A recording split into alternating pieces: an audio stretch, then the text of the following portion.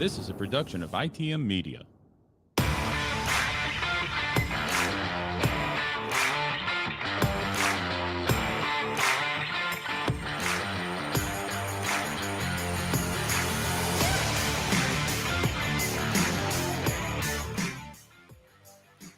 Good day to everyone out there listening to us on your regular podcast platform or Burns Radio. And in this case, this week, YouTube Live.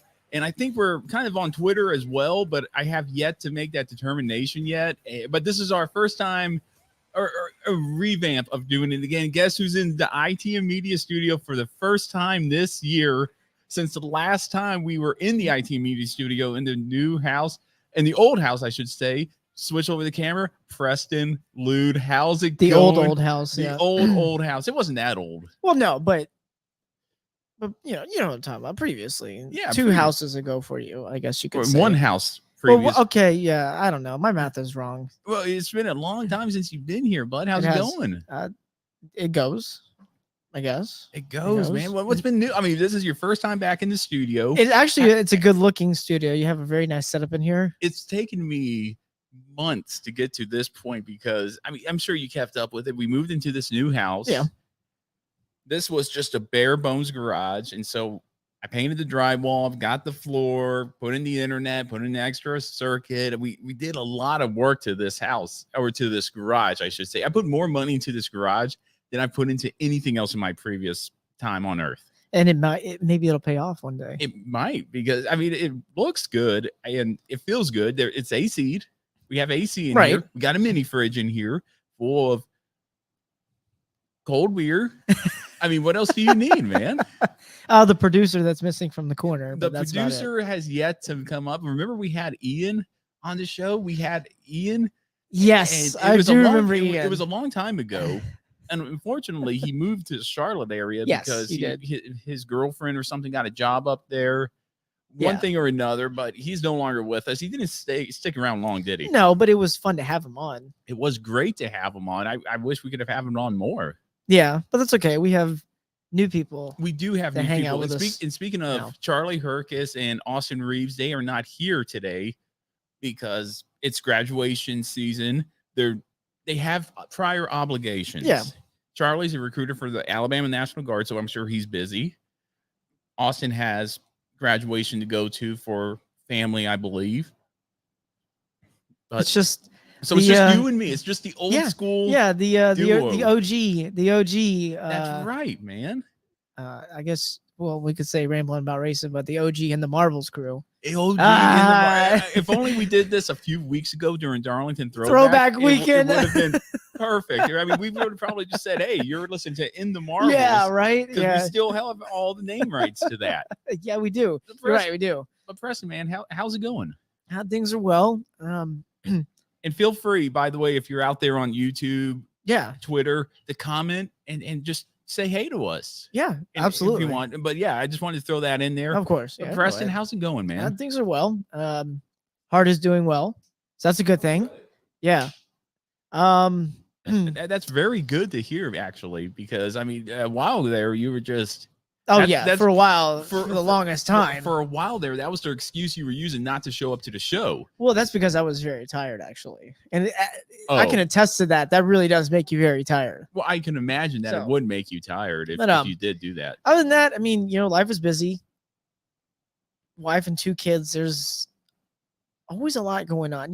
2 kids is a lot. I have 1 kid, and there's always something going on. There's always always something happening. And it isn't necessarily something's going on. She's 3 months old, so really not. But she's developing every day. She's learning new stuff. She's doing all this stuff. But it's more of I'm anchored, to this baby because that's all of her needs come from me. Right. And it's new, but before you leave, we'll definitely arrange a meeting. Oh yeah, absolutely. Yeah, I would love to do that. But other than that, fire department's well. It's nice to, I've been back for over a year now, but it's nice to be back. I definitely missed it when I was gone for a while. So you're officially off Pro B status again? I guess you could say that, yeah. Did you get a black helmet? No, I haven't got a black helmet yet. It's okay, neither have I. Yeah. That's special I've been- enough yet. I've been there almost 6 years and I haven't gotten a black helmet yet. Well, they're just now bringing those out. So, but I thought those were only for, well, you're not an engineer yet, are you? No, those are for everybody off of probation and engineers. Oh, it's for people off probation too. Correct. Oh, I didn't know that either. So, okay. At least that's what I thought. Well, I mean, there's a lot of things that you hear that they're never true. So, so the other day I was at work on Sunday. Okay. And of course, down here we've been waiting for much needed rain.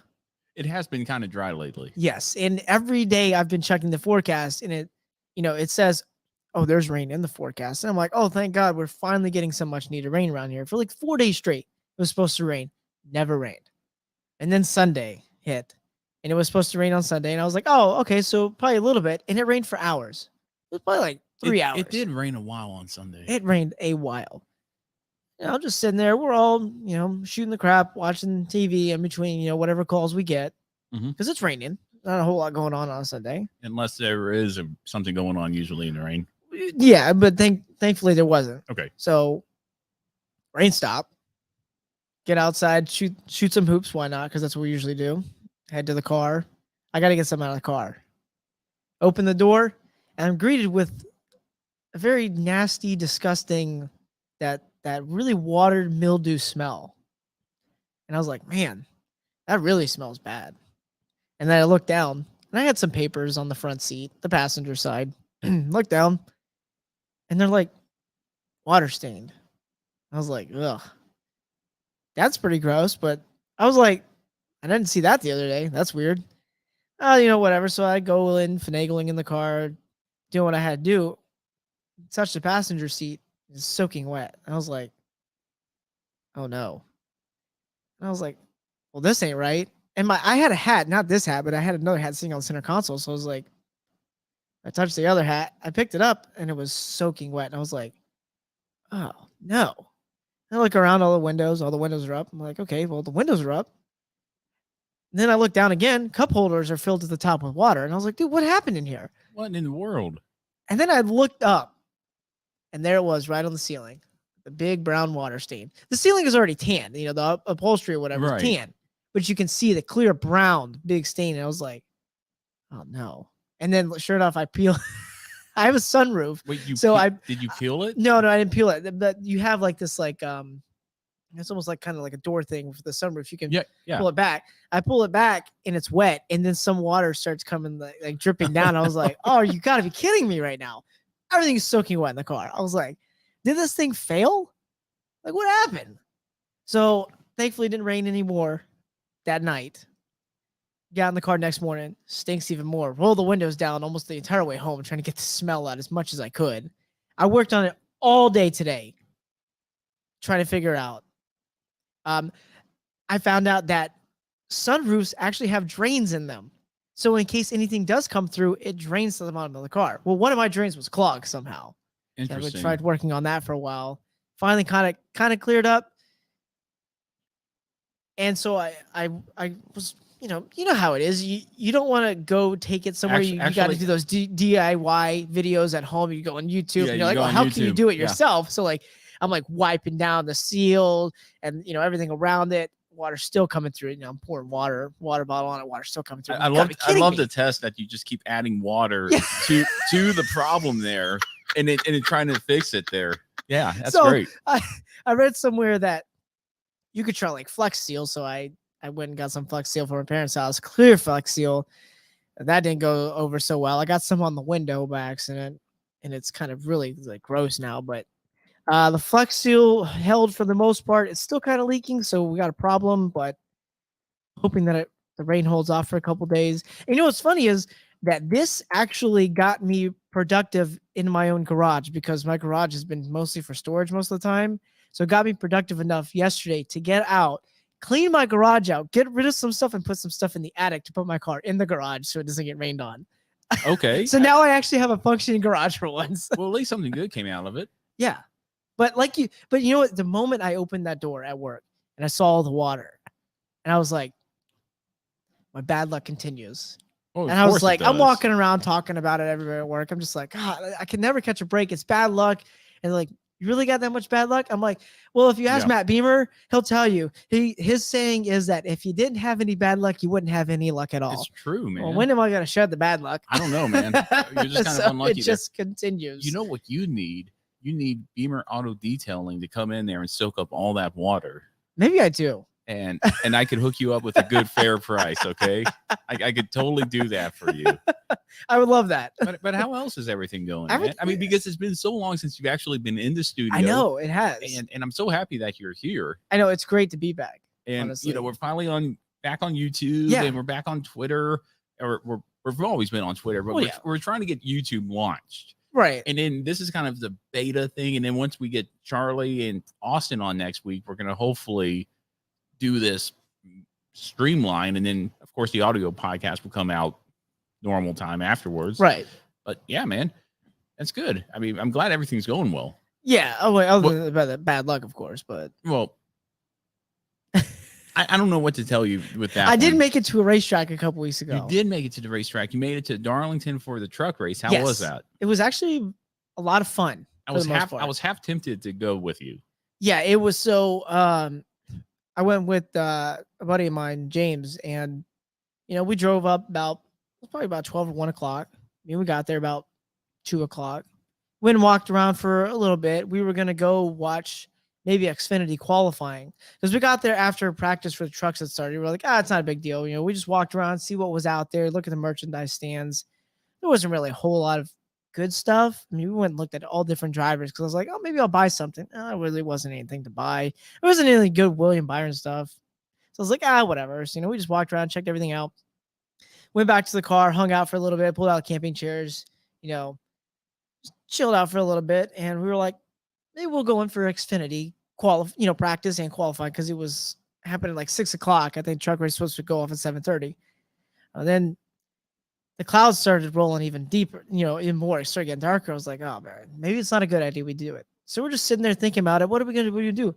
And then you could see the wall of water coming across the parking lot. Like Daytona. Yeah, you could see it coming. And I was like, wait, it's not that far away. And then you start getting pelted with like some of the hard drops. And like as soon as we packed up the chairs and threw them in the back, it was pouring down rain. Jumped in the car real quick, turned the car on, and I turned on. I was like flipping through, looking to see, when the radio. I bet it was a Weather Channel app that you were going for. Oh, I had the Weather Channel open. I was looking around. I'm like, how long is this gonna last? Is this race gonna get in? Like, what's the deal? And before you know it, it was done and over within like the hour. But I got a good nap in. We got a nice nap in. So the drive home was not bad after. Oh, good.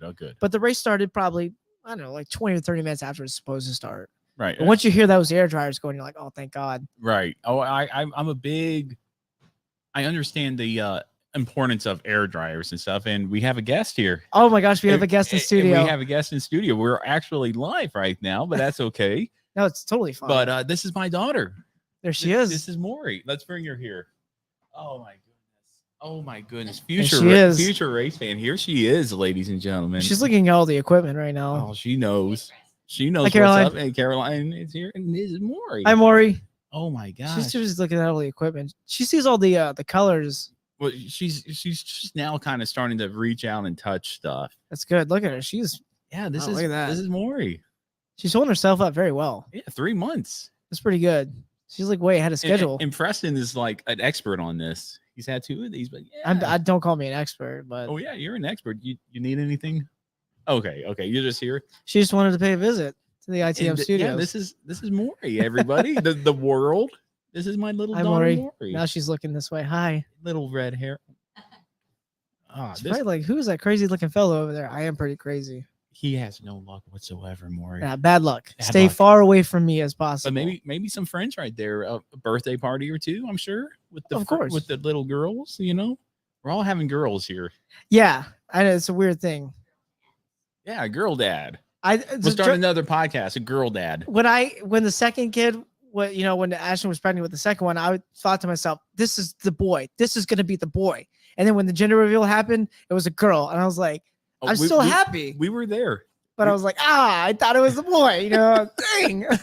So that's all right. It's still nice to have 2 girls, but like so many people I know are having girls. Well, yeah, it's a beautiful thing. Weird. The girls.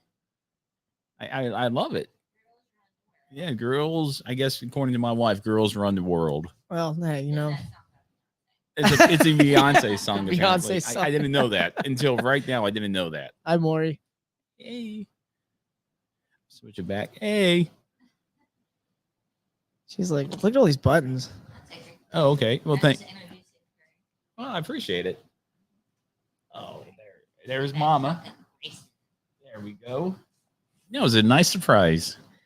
And for everybody out there, and nobody's watching right now, so everybody missed it. But That's okay. You can catch it again. You catch it on the replay because it's on YouTube. Yeah, it's on YouTube. You can go back and watch it anytime you want. So, but yeah, that was my daughter. There it is. It's good to see her. It's such a blessing, man. Yeah, and great. we're 17 minutes into the show. We're 15 minutes into the show, depending on how you look at it. And we're just talking. Having fun. But see, and Charlie and I talked about this. The whole point of this podcast is to it's like we're tailgating.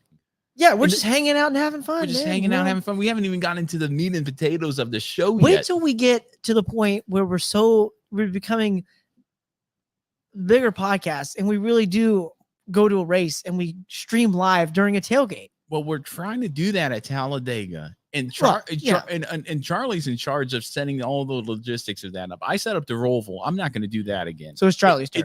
It's in Charlie's state. He's going to do it. Oh, okay. That's a good point. So all this, and I hate to throw Charlie under the bus because he's not here to defend himself. All this is pivoted on Charlie calling Talladega, setting it up, and doing all that so we could sit down and have a show like Charlie's this. on the hot seat. Maybe not a live stream because I don't know how that's going to work, but at least recorded and then come back produced and that too shown. Because I think in Talladega anything could happen. Well, of course. I've never been. No, so we could probably have like a show where we record and probably just have all kinds of people stop by and then play it early in the week, and then we'll come out with our other episode later on in the week. I don't know. Maybe something like that. Maybe we'll figure that out as it goes on. But we'll cross the bridge when it gets here. Yeah, we'll cross the bridge. What's our saying? We'll see. We'll see. We'll have to wait and see. We'll have to... It's been that long since you've been here. No, I can't remember it. And you don't even remember our saying. That's so bad. It's on a T-shirt. I know. It's on a T-shirt. And that can be found at teespring.com. Yeah. Go to the website ramblinaboutracing.com to check that out. And you'll find the links there. Don't forget about it. Don't forget about using discount code MOTHER for 10% off. That's right. Yeah. Until the end of May. And then in June, we'll have another discount code. Right. But Preston, I'm glad you're here. You have some great stories. I can't wait to hear what you thought about with the races this weekend, especially the All-Star race. I know you were texting me the whole time in our text thread about what's going on. Yeah. So I can't wait to see that. So everybody out there, glad you're listening, watching us, wherever you are. Hope you're having a great day. And we're going to get into this episode now. We're just going to start rolling here with our question of the week from last week, which was presented by Charlie. And it was, which auto racing series has the best drivers? And this is such a broad question. And Austin kind of clarified it. He said, is it, of course, we got the big three, Formula One, Indy, NASCAR, but is it also late models, sprint cups, or sprint cars? I don't know why I said sprint cup. Sprint cars, everything like that rolled into one. Which series has the best drivers? And I'm going to leave it up to you, Preston. Put you right there on that is putting me on the hot seat here. Boy, I don't know which series would have the best. I mean, I don't know. It's kind of a hard question to answer because I feel like, all three series are technically different series in general. And we're talking about the big three, Indy, Formula One, we're talking about Formula One. Yeah, the big three. Oh man, I don't know. Who knows?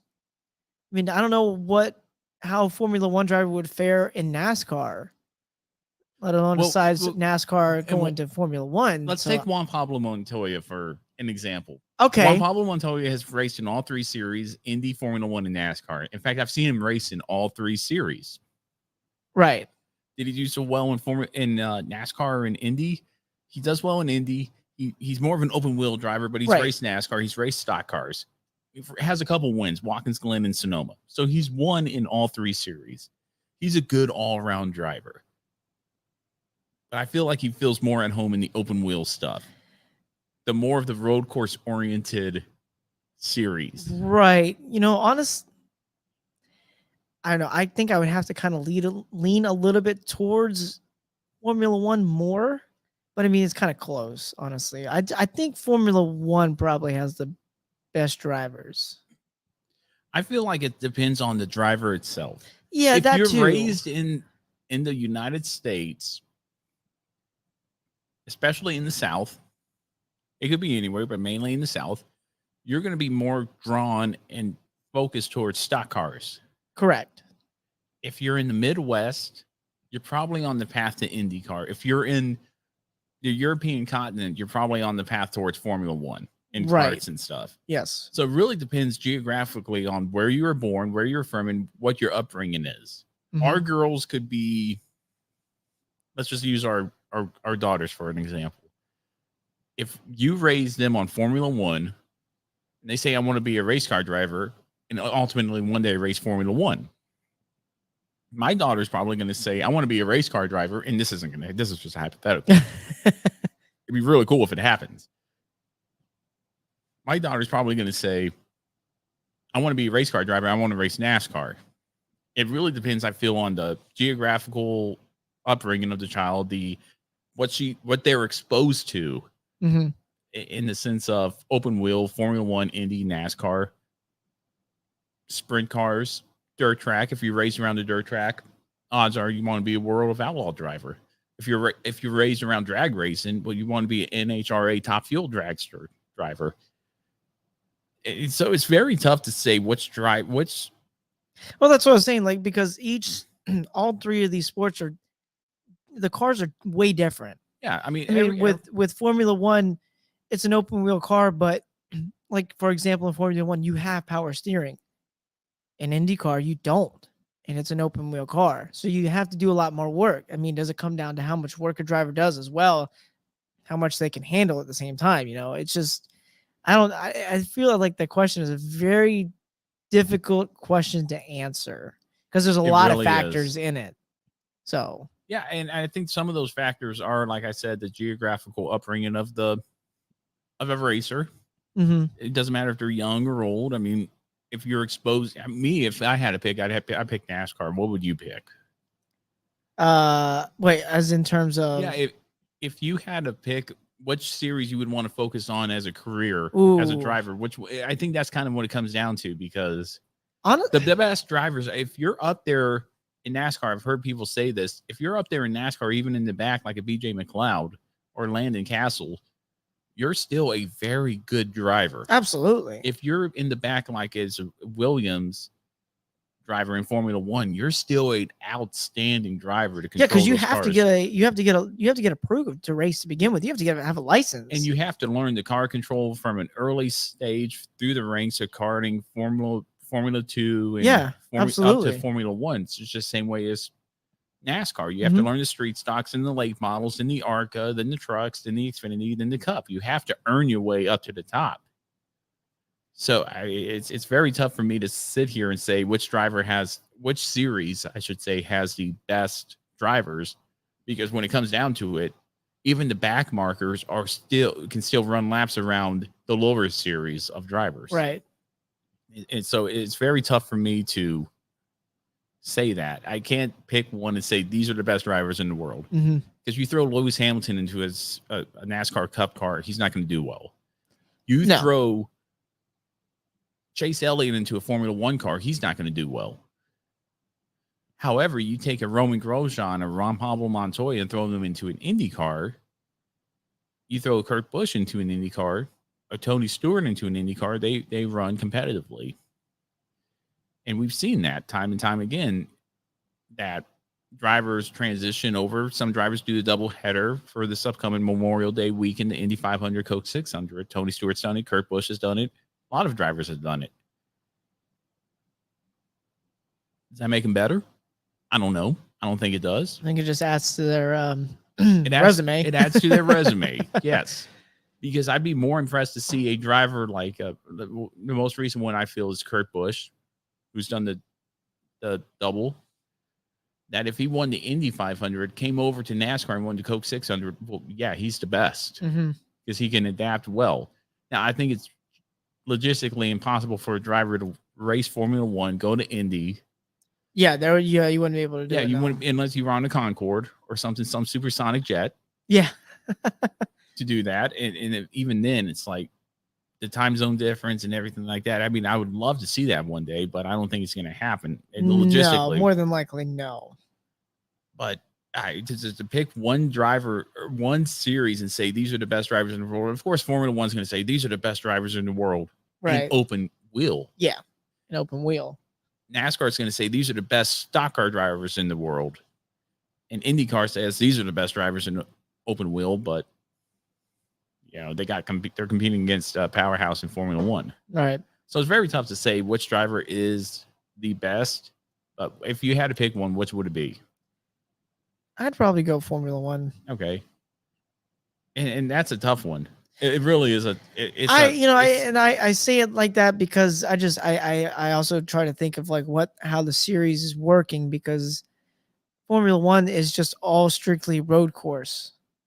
And I mean, the amount of times that they have to shift every lap, no matter what track you're at. I mean, there's a lot of shifting that goes into that, and your mind has to mentally be focused on a track where you're making between anywhere from like 13 to nearly 20 turns in a lap. I don't know. I mean, that's how I break it down. I try to look at what the series is looking like and what you have to do. And I know NASCAR races on road courses and things like that. It is very limited compared to Formula One. But the speeds that they do it's not like Formula One, because, you know, with a wider wheelbase in Formula One and an open wheel car, you can pull a heck of a lot more speed through a lot of corners than what a stock car would do.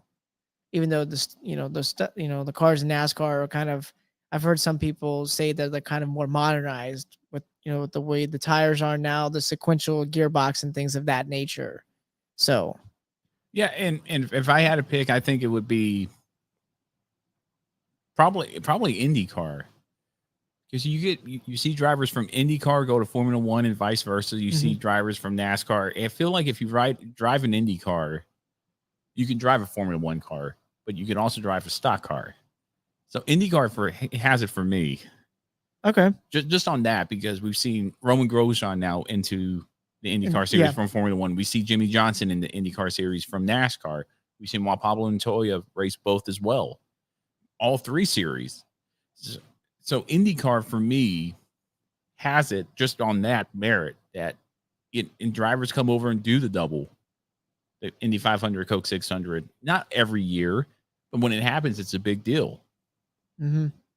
Now, what I would like to see is an IndyCar driver race the Indy 500, go over to Charlotte and race the Coke 600 and see how he fares. You don't see IndyCar drivers doing what NASCAR drivers do. No.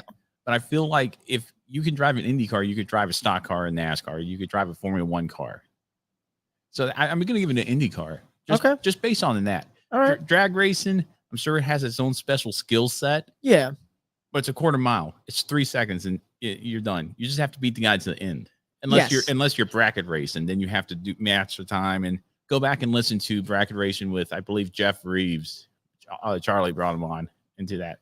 But yeah, that was our question of the week. Let us know what you think using hashtag what you think ITM on all social media platforms. So let us know what you think the best driver is.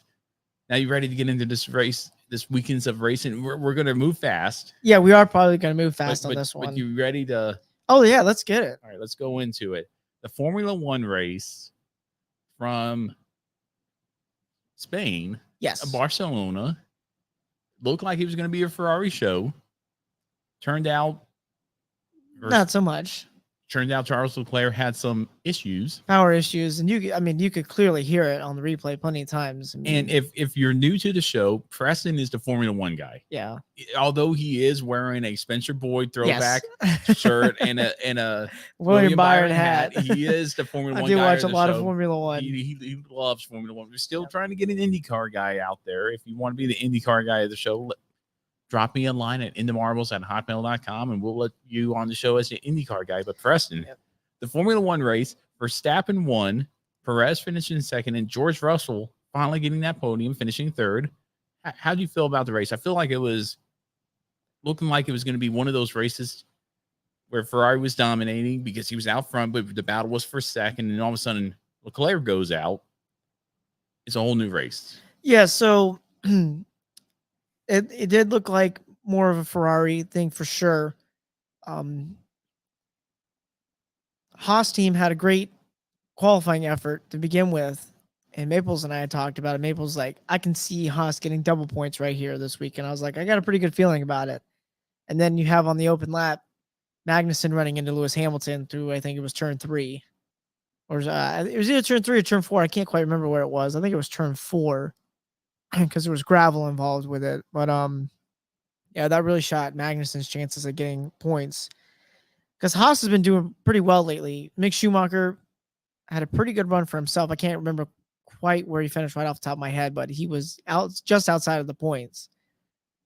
But I mean, Ferrari dominated. Leclerc loses his power, has power issues. You could hear it on the replay. I mean, the car just like, it's not like when you're listening to NASCAR, you can just see the smoke coming out or anything like that. Like this time around, it was just like the car just like almost like died. It just sounds like a legit power issue. And the car was still running, but like you could hear how the power the power decreases right away. And so Leclerc has problems. And then Verstappen is going to take over. But then I think Perez was told that he needed to let Verstappen by. I don't think Perez is very happy about that. And that's one thing that a lot of people kind of get upset about is with these team orders where teams tell, one driver that's in the lead, hey, teammate's coming. He's going to probably be faster than you. Just go ahead and let him by.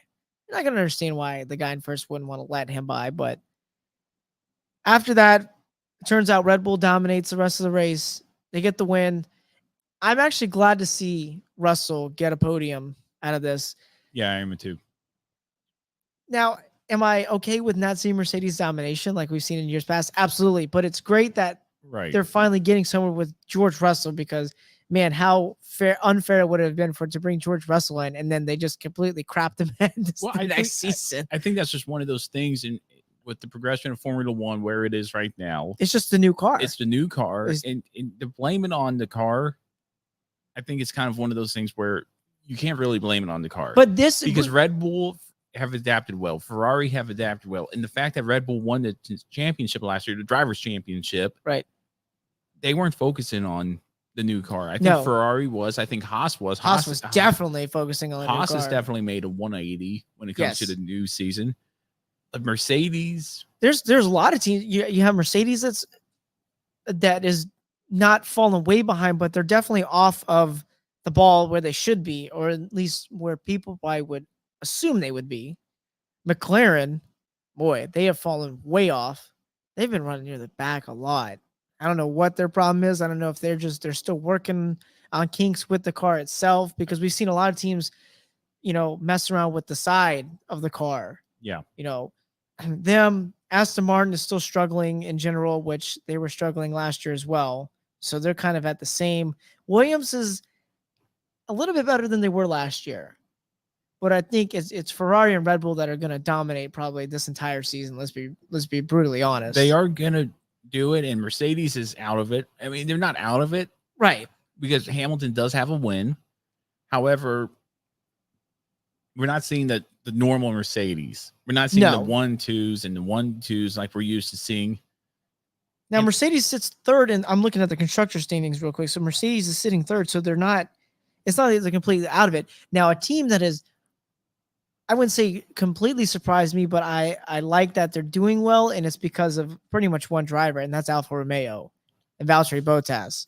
I think bringing him over there is doing a heck of a lot of good for that team. It's almost equivalent to seeing Kurt Busch come to 2311 and turning that team into a winning organization. Bubba Wallace won for each race. It doesn't matter what you feel about that. A win's a win. But a driver, I feel, can take a mid-level team or mid-level running car and elevate it to a winning top 5 car, a potential to win every weekend like a Kurt Busch does. And Valtteri Bottas is that driver. He did it for Williams. He did it for Mercedes. And now he's doing it for Alfa Romeo. I'm glad you brought that up because although he's been running well, he hasn't been on the radar. No. They touch on him during the race here and there. And, he quietly makes it into Q2s and Q3s in qualifying, and they'll touch on him here and there, but they don't really touch on him a whole lot during the race.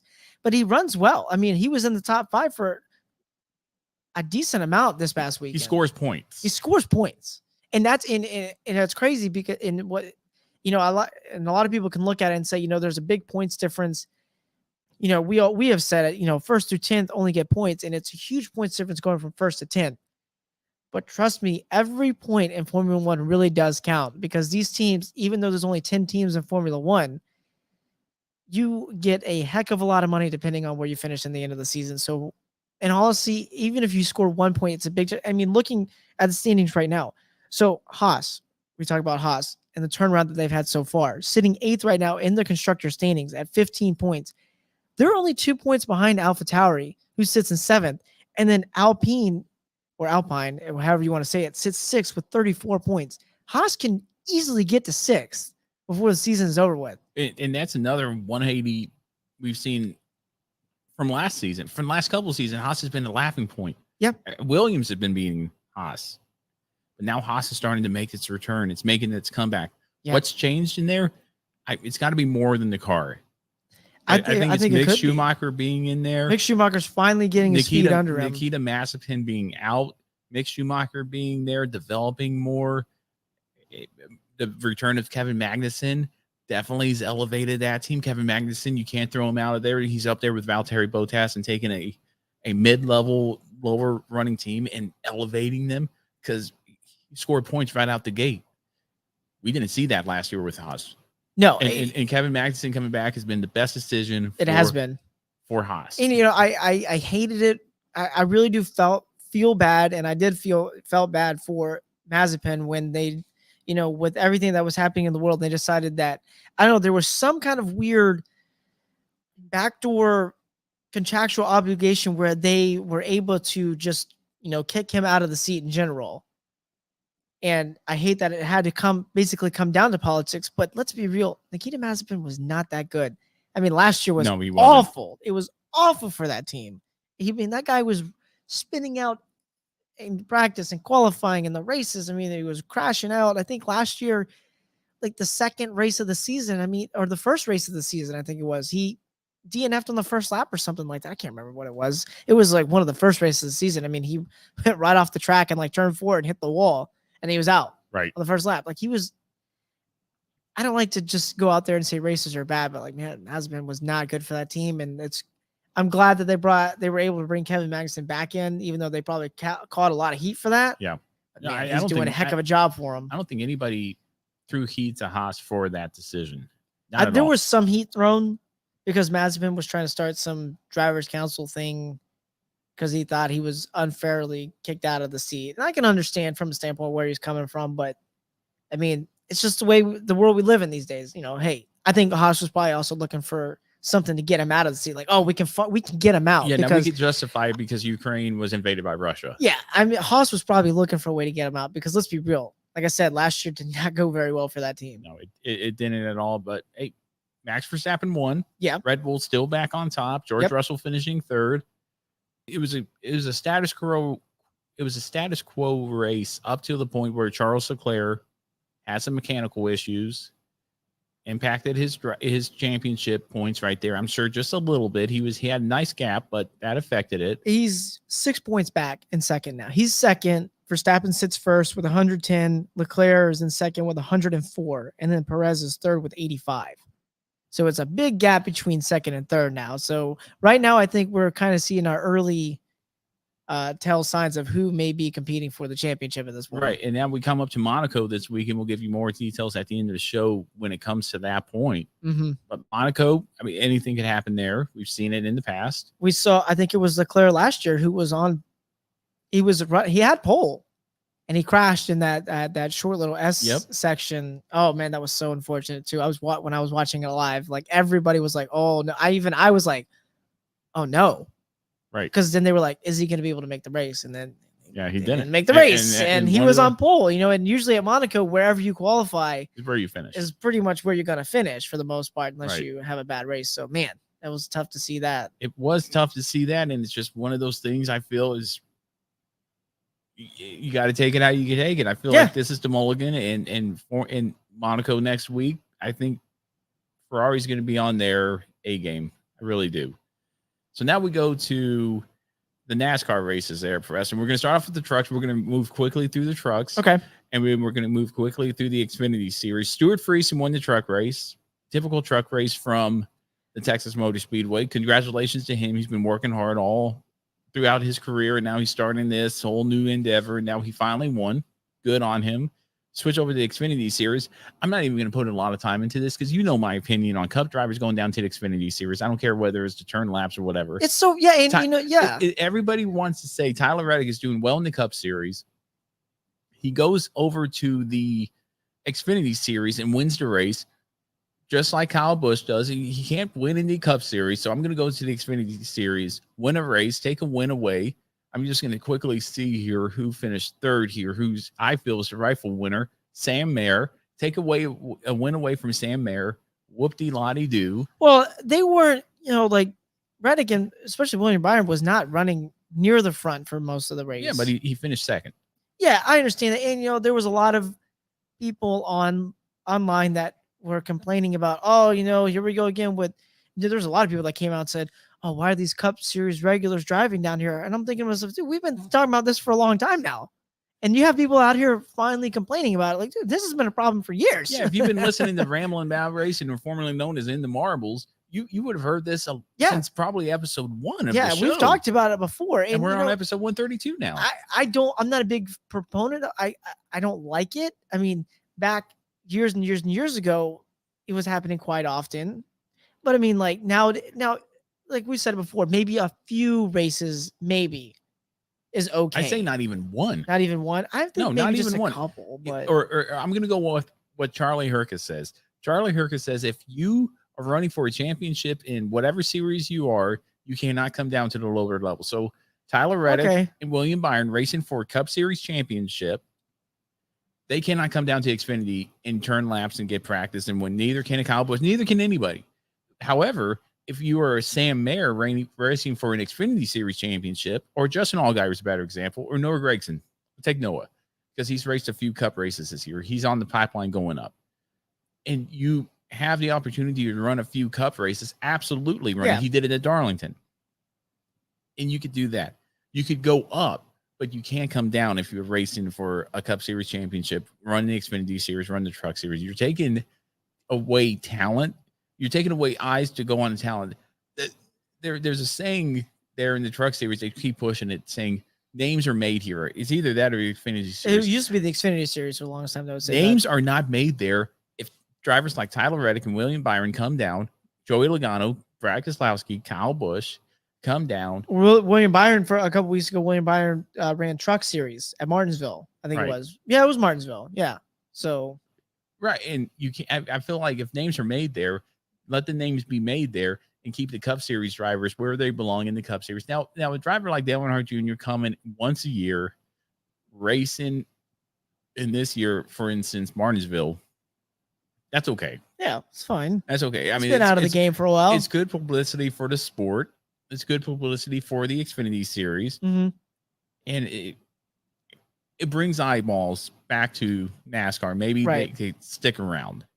But drivers like Joey Logano, William Byron, Tyler Reddick coming down, winning, and then acting like it's the biggest accomplishment they've ever done is ridiculous. And we've been here before. We're going to beat the dead horse on it. But Tyler Reddick won. Not really surprised about that. It wasn't, overall, I mean, between Trucks and Xfinity, overall, they weren't really, I mean, I wouldn't say they were the greatest races, but I'd probably definitely rate Xfinity as the overall better race of the weekend. Now we'll get there, buddy. We'll get there. So now we come to this. We come to the title of this podcast, which is One Lame Night. Yes. Vice in 1992 wears One Hot Night. This is One Lame Night. But I'm going to kick it over to you, Preston, because you've taken notes. You prepare for this show like come hell or high water, you're going to be here tonight. I'm ready to die on a hill now. To die on a hill. And so I'm going to throw it over to you. You're going to run the show and dictate the tempo of the show from here till our race of the weekend. And then we get into our upcoming races this big weekend, Memorial Day weekend. Go ahead, Preston. I'm just gonna leave it over to you and just kick it over to you. Oh man, I don't even know when you throw it to me. I don't even know where to start. I mean, okay. So start at the beginning. Start at the qualifying. Qualifying yes. We will start at the qualifying. We will start at the qualifying. All right, I will look dead into the camera here. Give me a second. I will look dead into the camera because I have to stay composed for this. NASCAR, the qualifying format was a load of bull crap. That is one of the most ridiculous, qualifying formats I've probably seen. And Preston hasn't been drinking at all. No, I have not. Flustered. I am putting NASCAR on notice. And you know what? I talked to some people and they thought, I thought it was a great call. No.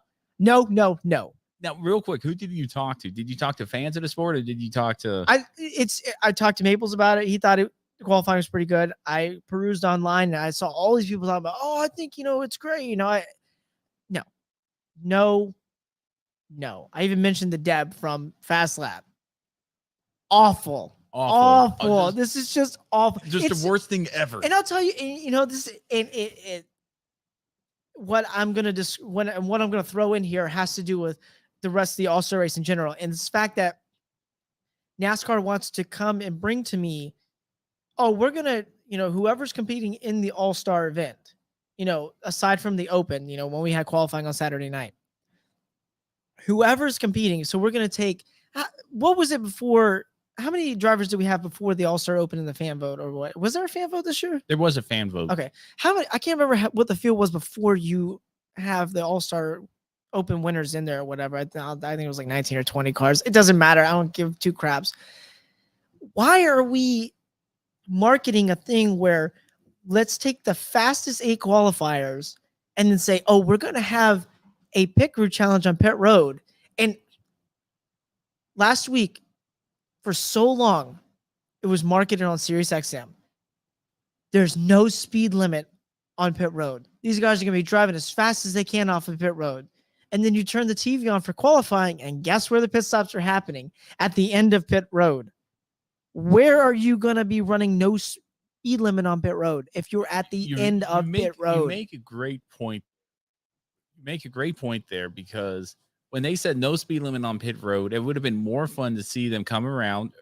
Yeah, like we've seen in years past. Or start from pit road. Let's just say start from pit road, go fast, and one driver they're kind of close, but they're not because heaven forbid a driver slides through, and then see him come around and speed down pit road or do a single car qualifying like we've seen in the past at Charlotte Motor Speedway, where they will slide through, where they will just run down pit road. If they go through it, just back up, and then that's their qualifying lap.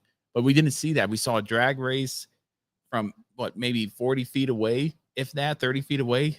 Don't call it a drag race. Okay, don't call it a drag race. Don't call it a drag race. That was bugging me a lot during the broadcast too. They were just like, it's gonna be a drag race. Like, where's a drag race isn't a straight line.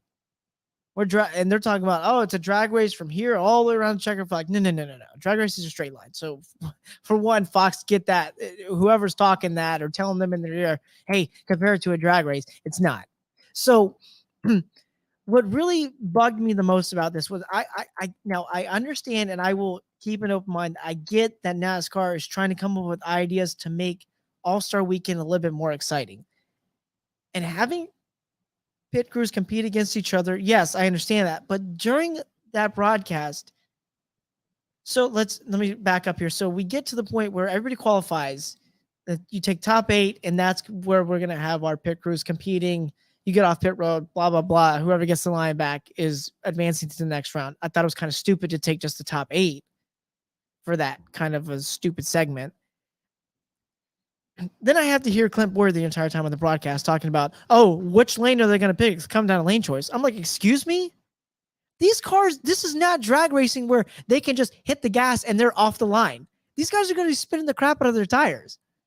Lane choice does not matter at this point. I want to put a disclaimer out here. Preston hasn't been here in a while. I have not been here in a while. And he has been all this time. He's been texting us like, I have a lot to say. And every time he wants to come on the show, it just hasn't been right for. So this is a product of bottling up. Yes. Probably months and months and months of frustration. Yeah. And now it's exploding. So I want to put that out there for everybody listening right now. For the folks out there that disagree with my opinions, I don't care. Honestly, I don't care. It's my opinion. I give two craps. I really could. Okay. And this is what really annoys me is the fact that if NASCAR wants to do things like this, why can't we just bring back the pit crew challenge? Remember the pit crew challenge from a long time ago? The pit crew challenge was great. Because I don't know if I don't remember. I don't remember if I saw anybody bring this up, but in my mind, I thought this. I'm thinking to myself, I talked to my brother about it today. Why do we have to see pit crews from the fastest 8 qualifiers when we should be seeing what the other pit crews in general can be doing? Because then you move towards the All-Star race and they have a competition with who's the best pit crew throughout the whole All-Star race. There are other pit crews out there of people that probably didn't make it in that are pretty good. And that's what the pit crew challenge was all about. Right. I remember back in the I don't want to call it old days, but like I remember in the early 2000s when they used to keep pit crew standings throughout the whole season. Remember that? Or at least I don't know if maybe Fox would just do it. No, I do because it was an NBC thing with Benny Parsons and it's I this big whole thing, TNT. And that's what really, that was one of the things about this night that really annoyed the crap out of me was that they hone in on the pit crews, and I understand they try to hone in on the pit crews during the season, but like if you want to judge a pit crew on how good they are, why can't we see how they guard during the season? You can't just come to me and say, oh, you're the best pit crew of the night. These are the guys that are the best in NASCAR. Okay, great. You were perfect for one night. What about the other 36 points paying races? We don't know. You make a point. So that's the thing. I think NASCAR should be bringing back pit crew challenge if they want to make this a pretty decent weekend. They need to bring back the pit crew challenge. Let's be real. Right. Now let's get to the race in general. Okay, so are you going to start off with the Open, or are you going to start off with the Open? Because the Open to me was just, disclaimer here. I had to watch the replays of everything. Okay. Because I had family in town. We had other stuff going on. That's okay. I missed like 1 or 2 stages of the Open. We had calls during that time. So what I did was I just watched the All-Star race from beginning to end. Right. Okay, so I'm going to throw it back to you. I didn't think the Opens were anything of special. No, they weren't. No. I mean, not back like in the past where they weren't special. They were just, let's give it our best shot. And if we get in, great. If we don't, I think it just came down to whoever was out front that was pretty much it. That was pretty much it. Yeah. But needless to say, I think we called on last week's episode, everybody who had to transfer in from the Open made it in. So Ricky Stenhouse, Daniel Suarez, I think Tyler Reddick. I can't quite remember, honestly. I kind of forgot him. Right. Because I was really upset at that point. Yeah. But I think we called it on last week's episode where everybody who had to race their way in. So the Ricky Stenhouse, Eric Jones. I think Eric Jones got the fan vote. And yeah, I mean, let's see.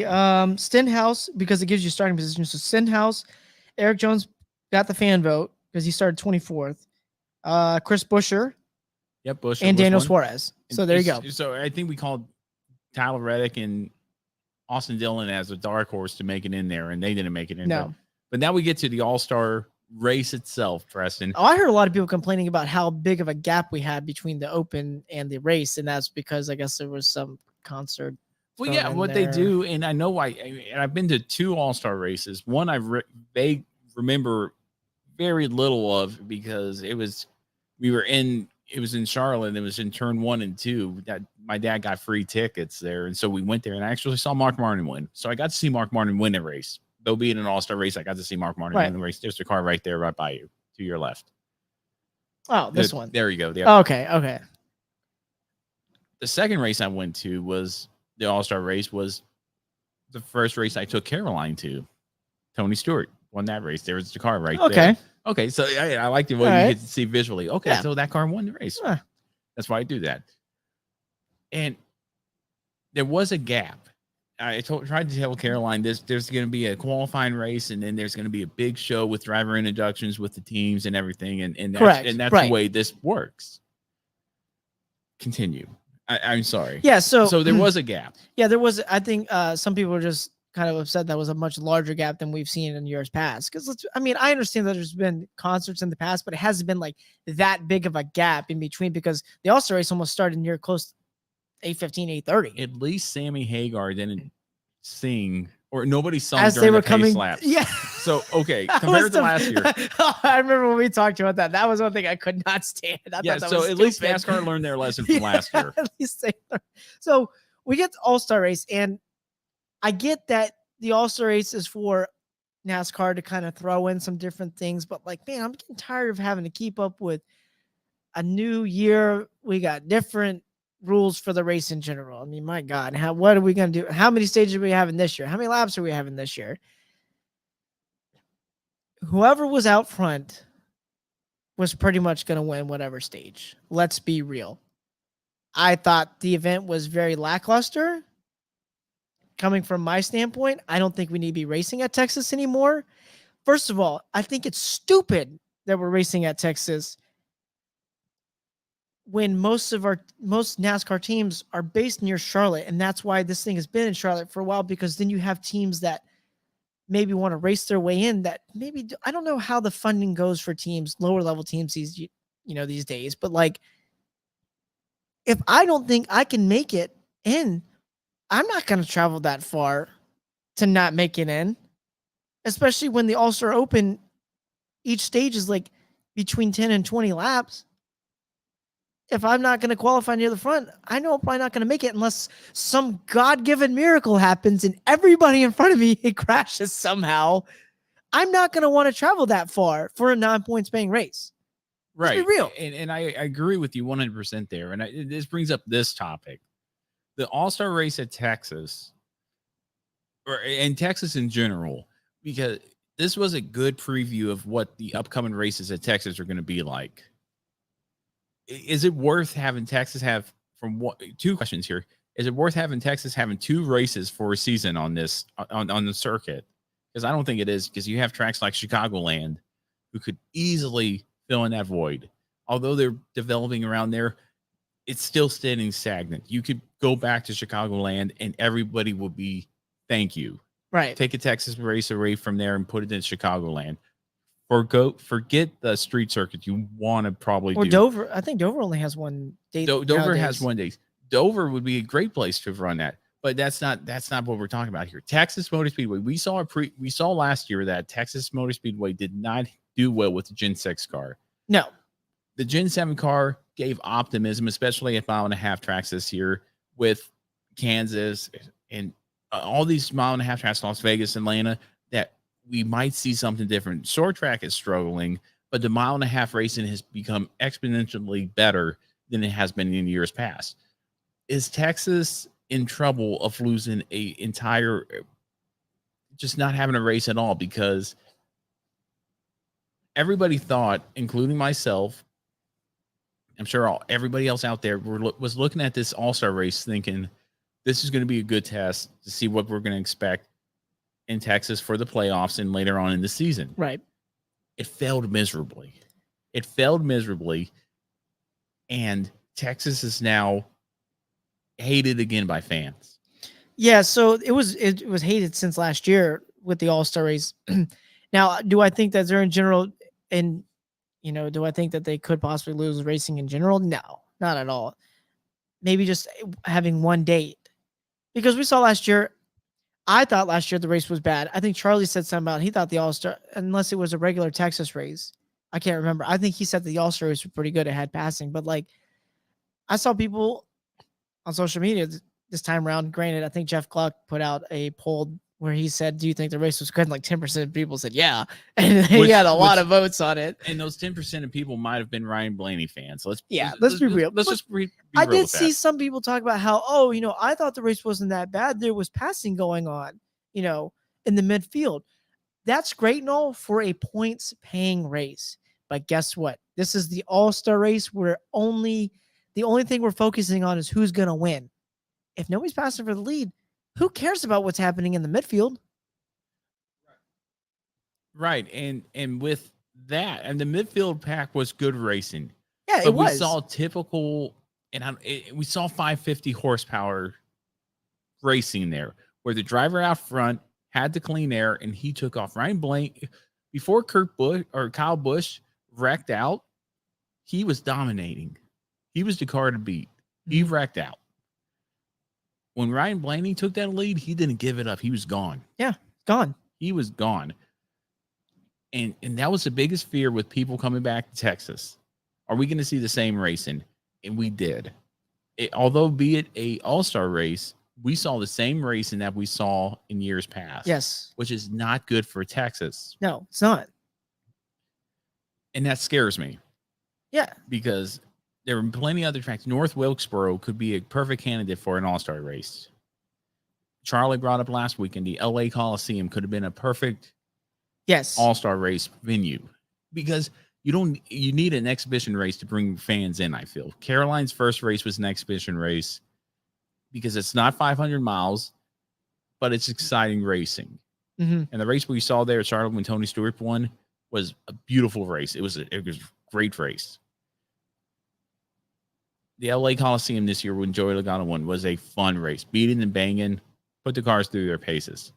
The all-star race, the exhibition race in Texas, I feel bad for people burning fuel to get there and paying who knows how much to sit there and watch, unless you were a Ryan Blaney fan, right? Ryan Blaney just lead the field.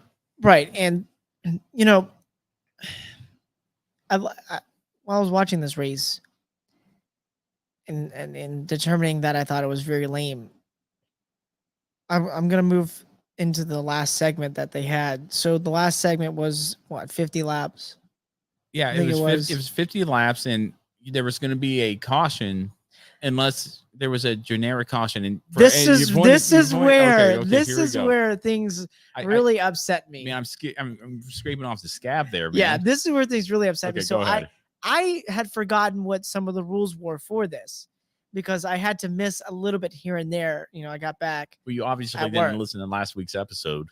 No, I didn't. But I had forgotten the rules in general because I just could care less, because NASCAR just seems to make a bunch of bull crap up half the time. Boy, it's a good thing I'm not cursing right now, because I'd be letting it have it right now. I know that they like to make a lot of things up these days. It kind of reminds me of like how Michael Massey was running F1 last year, but kind of on the fly sometimes. Yeah, that could be in debate though, because the final race of the season was a very good race. It was. So as I'm sitting there and I'm listening, and Mike Joy is on the broadcast saying, yeah, we're going to have a competition caution in the middle of this segment. And I'm like, why do we need to have a competition caution for? And then I'm thinking to myself, oh, I get it. NASCAR knows something. NASCAR knows that how boring this is going to be, probably. We're going to throw a competition caution in the middle of it because we think we're going to re-rack things up, as Clint Boyer likes to call it. We're going to re-rack them boys up. Shut up. Go sit down somewhere with that crap. I had to hear Clint Boyer the entire time during qualifying go, oh, business is about to pick up. And I'm like, what business is about to pick up? Because I don't see anything picking up yet. And nothing did pick up. They bullcrapped the first 2 rounds of qualifying, and they were way off. You know, the girl out there with the poster board saying 10 seconds, and then the light would go off in 5. You mean the Dallas Cowboy cheerleader? Yeah, whatever. By far, the best part of the qualifying right there was the Dallas Cowboy cheerleaders. So, anyways, back to the final segment, because that was I forgot to touch on that during the qualifying and how awful it was for the first few segments. Like, somebody didn't even go because they were just caught off guard, and I wouldn't blame them. I wouldn't have gone either. If the other car's already in their pit stall and they're changing tires, I'm like, you know what? I'm just going to get out of the car now. Like, you boys don't even need to change the tires. We're done. You know, there's no point in this. So then Eric Jones crashes like 5 laps before the competition caution. Right. And you hear Mike Joy. Well, this will be substituted for our competition caution. And then Clint Boyer goes, you know what? This is how it seems to always come along. We get these long green flag runs, and then somehow we get a wreck right before the competition caution. I was like, long green flag runs? We ran like 20 laps in the green. You call that a long green flag run? Boy, the audience that they must be talking to obviously must be having some kind of like ADD they can't pay attention to half the time. And I guess that's telling me right there that NASCAR is going after a whole different audience. If they're talking about on the broadcast, oh, that was a long green flag run. 20 laps was long? Who are we trying to appeal to these days? Is it to people that are on their phones the whole time that think, oh, 20 laps, oh, this is boring. I guess I can get on my phone now. What happened to the real race fans? You know? Boy, Preston is really pissed I was just like, why are we even comparing a long green flag run to 20 Right. laps. Now I can maybe because this has been a boring as hell race. Right. So, and then Clipboard says, "Oh, we could re-rack these boys back up." I'm like, what are we gonna? What's going to be exciting about this restart? Guess what? Restart happens, and guess where Ryan Blaney went? Psh, to the front, gone. Yeah, gone. And then they're like, well, here comes Denny Hamlin. He's making the pass for second. And guess what? He never showed up. He never showed up in our screens. He was like 3 seconds back. And everybody else was closer together, but from first to second was like 3 seconds. Yeah. Hello? And even better. I missed you, Preston. Yeah, even so again, so we'll get into this whole Ryan Blaney caution thing in a second, but I'll jump forward into the future real quick. Monday morning comes. I can't remember what the name of the show is on Sirius XM. It's Danielle Trotta and Larry McReynolds. I know what you're talking about. It's after the morning drive. Yeah, after the morning drive. Which I don't know why Rambling About Racing isn't on Sirius XM Channel 90. Hello, we're waiting. So yeah, we're waiting for that phone call. We're waiting. So they're like, "Oh, we've got Marcus Smith on, the president of SMI or whatever." Yeah, and he pissed me off with some comments too, and I want to hear you first, and then I'll respond. So he comes on and he's talking, "Oh, I thought we did good in terms of selling tickets this year," and I was like, "Did you go back and look? Because it looks like a typical almost cup race at the time. It's like nobody there." And then he wants to say, "Yeah, he was." They asked him about like the rules or whatever. He's like, "Oh yeah, I like how we switched rules up, blah blah blah." I can't remember quote for quote what happened, but there was this one thing that stood out to me where he goes, "Yeah, during that last segment, I turned to somebody and said, 'Boy, I'm glad we didn't have like a 10 or 20 lap shootout because this is a runaway.'" I'm like, dude, it's a runaway either way, 50 laps. Ryan Blaney's running the way with the race. How can you turn to somebody and say, "Well, I'm glad we didn't have a 20 lap shootout because this would be a runaway"? Were you watching the same race as I was? Because it was still a runaway. Marcus Smith sounded like a complete bozo.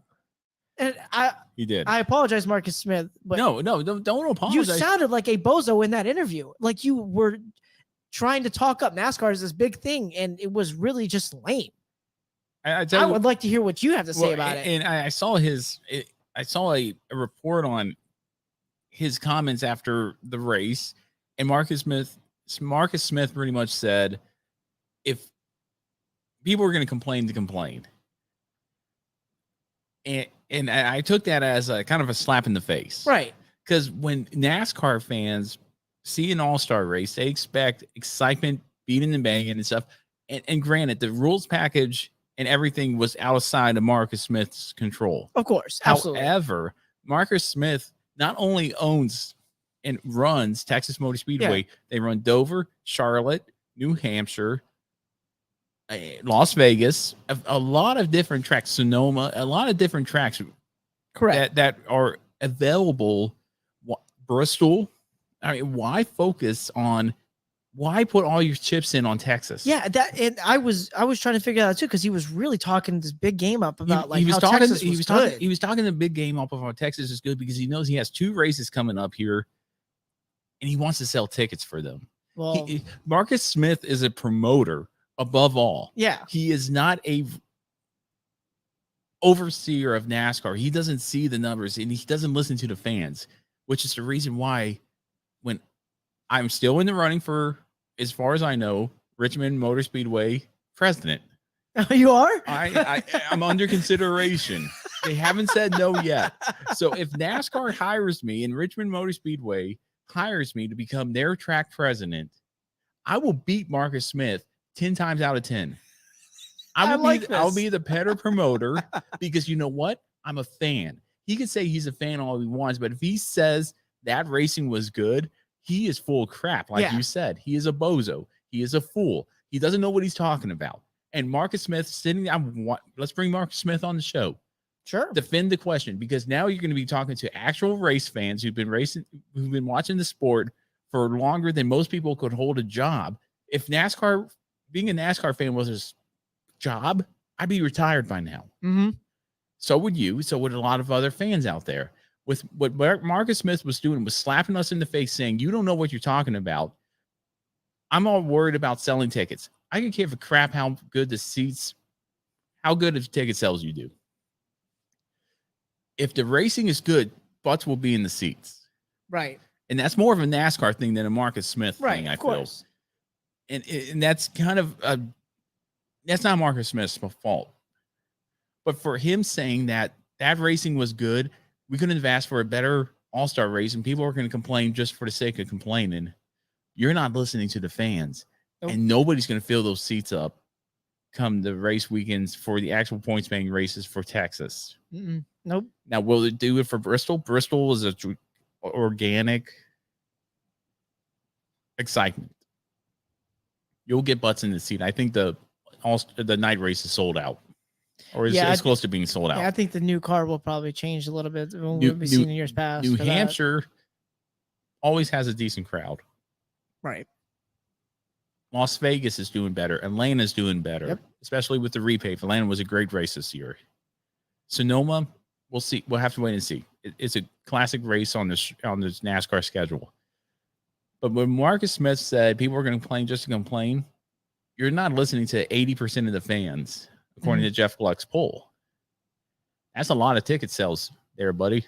Yeah, last time I checked, there was upwards of 30,000 votes on that poll in general. That's a lot of people. And if I was Marcus Smith, I'd be going to NASCAR and be like, we need to fix something with Texas. Either I need to fix something with Texas and get rid of the progressive banking and fix all that. I need to fix Texas. Yeah. Texas. Or we're going to have to figure something out. Right. Or I'm going to have to buy Chicagoland and we're going to go back to Chicagoland because this isn't working. No, the fact that the racing groove was upwards of maybe 2 lanes wide, and Texas is a wide track. Right. And I've read a lot of stuff, and I've seen a lot of stuff on YouTube about the PJ1 has been down there so much. They applied so much on there that it has ruined the racing surface. Yeah, I heard that too. I heard some people talking about that as well. They thought that maybe that just ruined it in general. And it probably did. And IndyCar had a great race there. That was a great race that IndyCar brought to the circuit there at Texas. If you missed that race, you missed a heck of a race there for the Indy Car Series. NASCAR, on the other hand, is a completely different series. As in Days of Thunder, the tires are twice as wide and the cars are half the weight of NASCAR. Mm-hmm. So it's going to be completely different racing.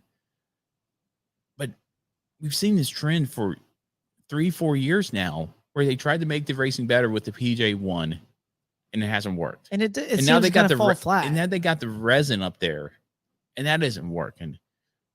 Rip up that track, repave it, and it might produce some good racing. Do you think maybe they should fix the banking as well? Yeah, make it symmetrical, or do what you did at Atlanta.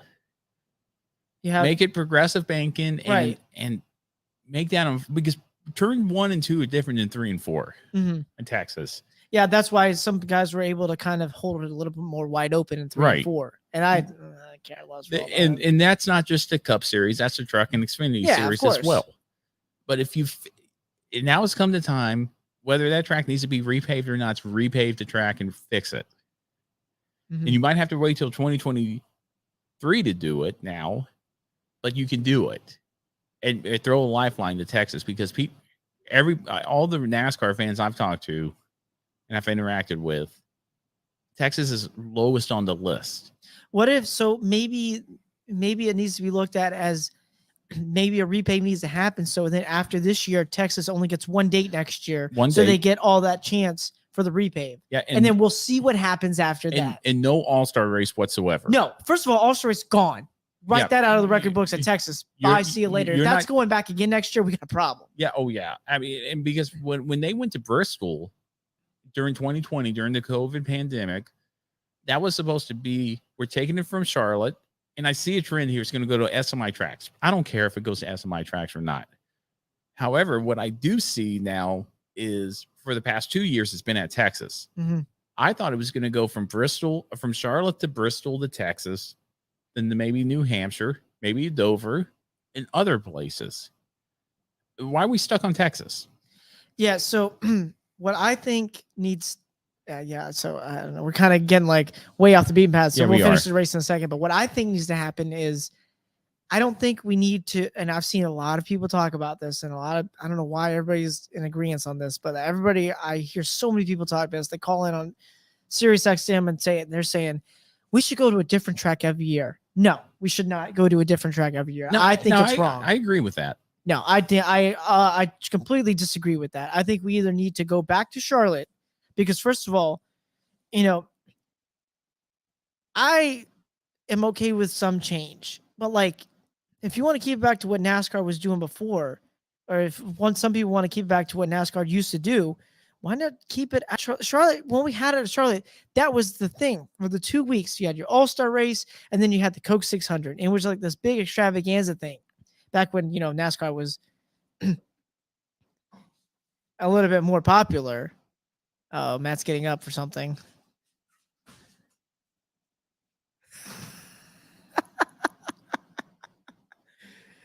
Let's take a quick break right here because Matt has run out of the studio, and boy, I think he's really coming back to it with something. That's what I'm afraid of. I feel like he's about to prove me wrong on something.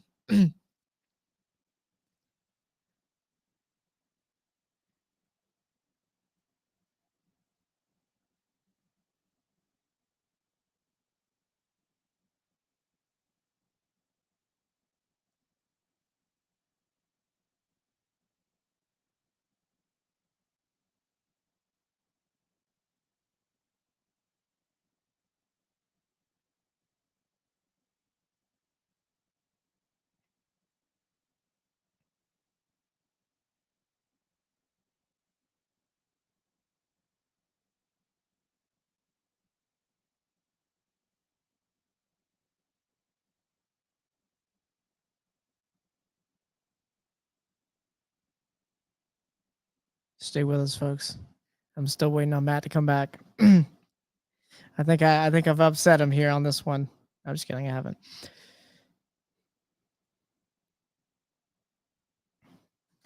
Oh, there he is. Oh my goodness. Oh, I didn't upset him. He's all right. Okay. Anyway, so I am so sorry. I couldn't do it anymore. That's I'm here okay. drinking a lot of beer. Yeah, you are drinking a lot of beer. And that's embarrassing with live. But see, I know this is a little break in the podcast. I don't know what you talked about. I didn't. I just said that we were taking a break for a second because I didn't know if you were going to prove me on a point or something because you left real quick. No, I wasn't. See, what happened was I'm drinking a lot of beer here, and we normally don't do YouTube live. Right. I had to go. That's okay. Hey, man, you're drinking a lot of beer. I had to go, and what I should have done is what TSS Fantasy does on the Belly Up Sports Network. What's that? And just hit ad plays for other shows and say, we'll be right back. I like that. But you live and learn, man. But anyway, okay. So yeah. Okay. Yeah. So I don't think it should go to different tracks. I think we should keep it like, but I do. No. Okay. You do, but I don't. I think we should keep it, go back to Charlotte if we can, or find a different permanent location for this. I heard some people on the way over here. I was listening to Dave Moody's afternoon drive show. And so a lot of people came up and said, we should do it at a short track. Like maybe we should do like Bowman Gray. Maybe we should do Bowman Gray. And I was like, you know what? Okay, I'll be okay with that if it becomes like a permanent location. But I'm thinking of it in terms of the logistical side. With it being at Charlotte Motor Speedway, if you have teams that don't want to make such a drive anywhere, it's right there in the vicinity where a majority of your race teams are. Or like Maple said, I talked to him last night about. Maple said, why not try it if North Wilkesboro is trying to build stuff up to at least bring back some of these lower division series racing? Why not try North Wilkesboro? It's within a reasonable distance to Charlotte. Or Martinsville. Why does it got to be a SMI track? Yeah, or Martinsville. It needs to be somewhere close. But the fact that people want to say we should move it around every year, I don't think we should. I don't think the All-Star should be moved around like that. It should be, and somebody else brought it up as well. Somebody said it should be at a track that the Cup Series does not race at. Okay. So they can't use it for studying reasons. Like testing. Like testing reasons. So like a Bowman Gray would be a great spot. Or North Wilkesboro, because we know that the Cup Series is probably not going back to North Wilkesboro. Not in the foreseeable future. No. So that's what my opinion is. I don't think we should go anywhere else.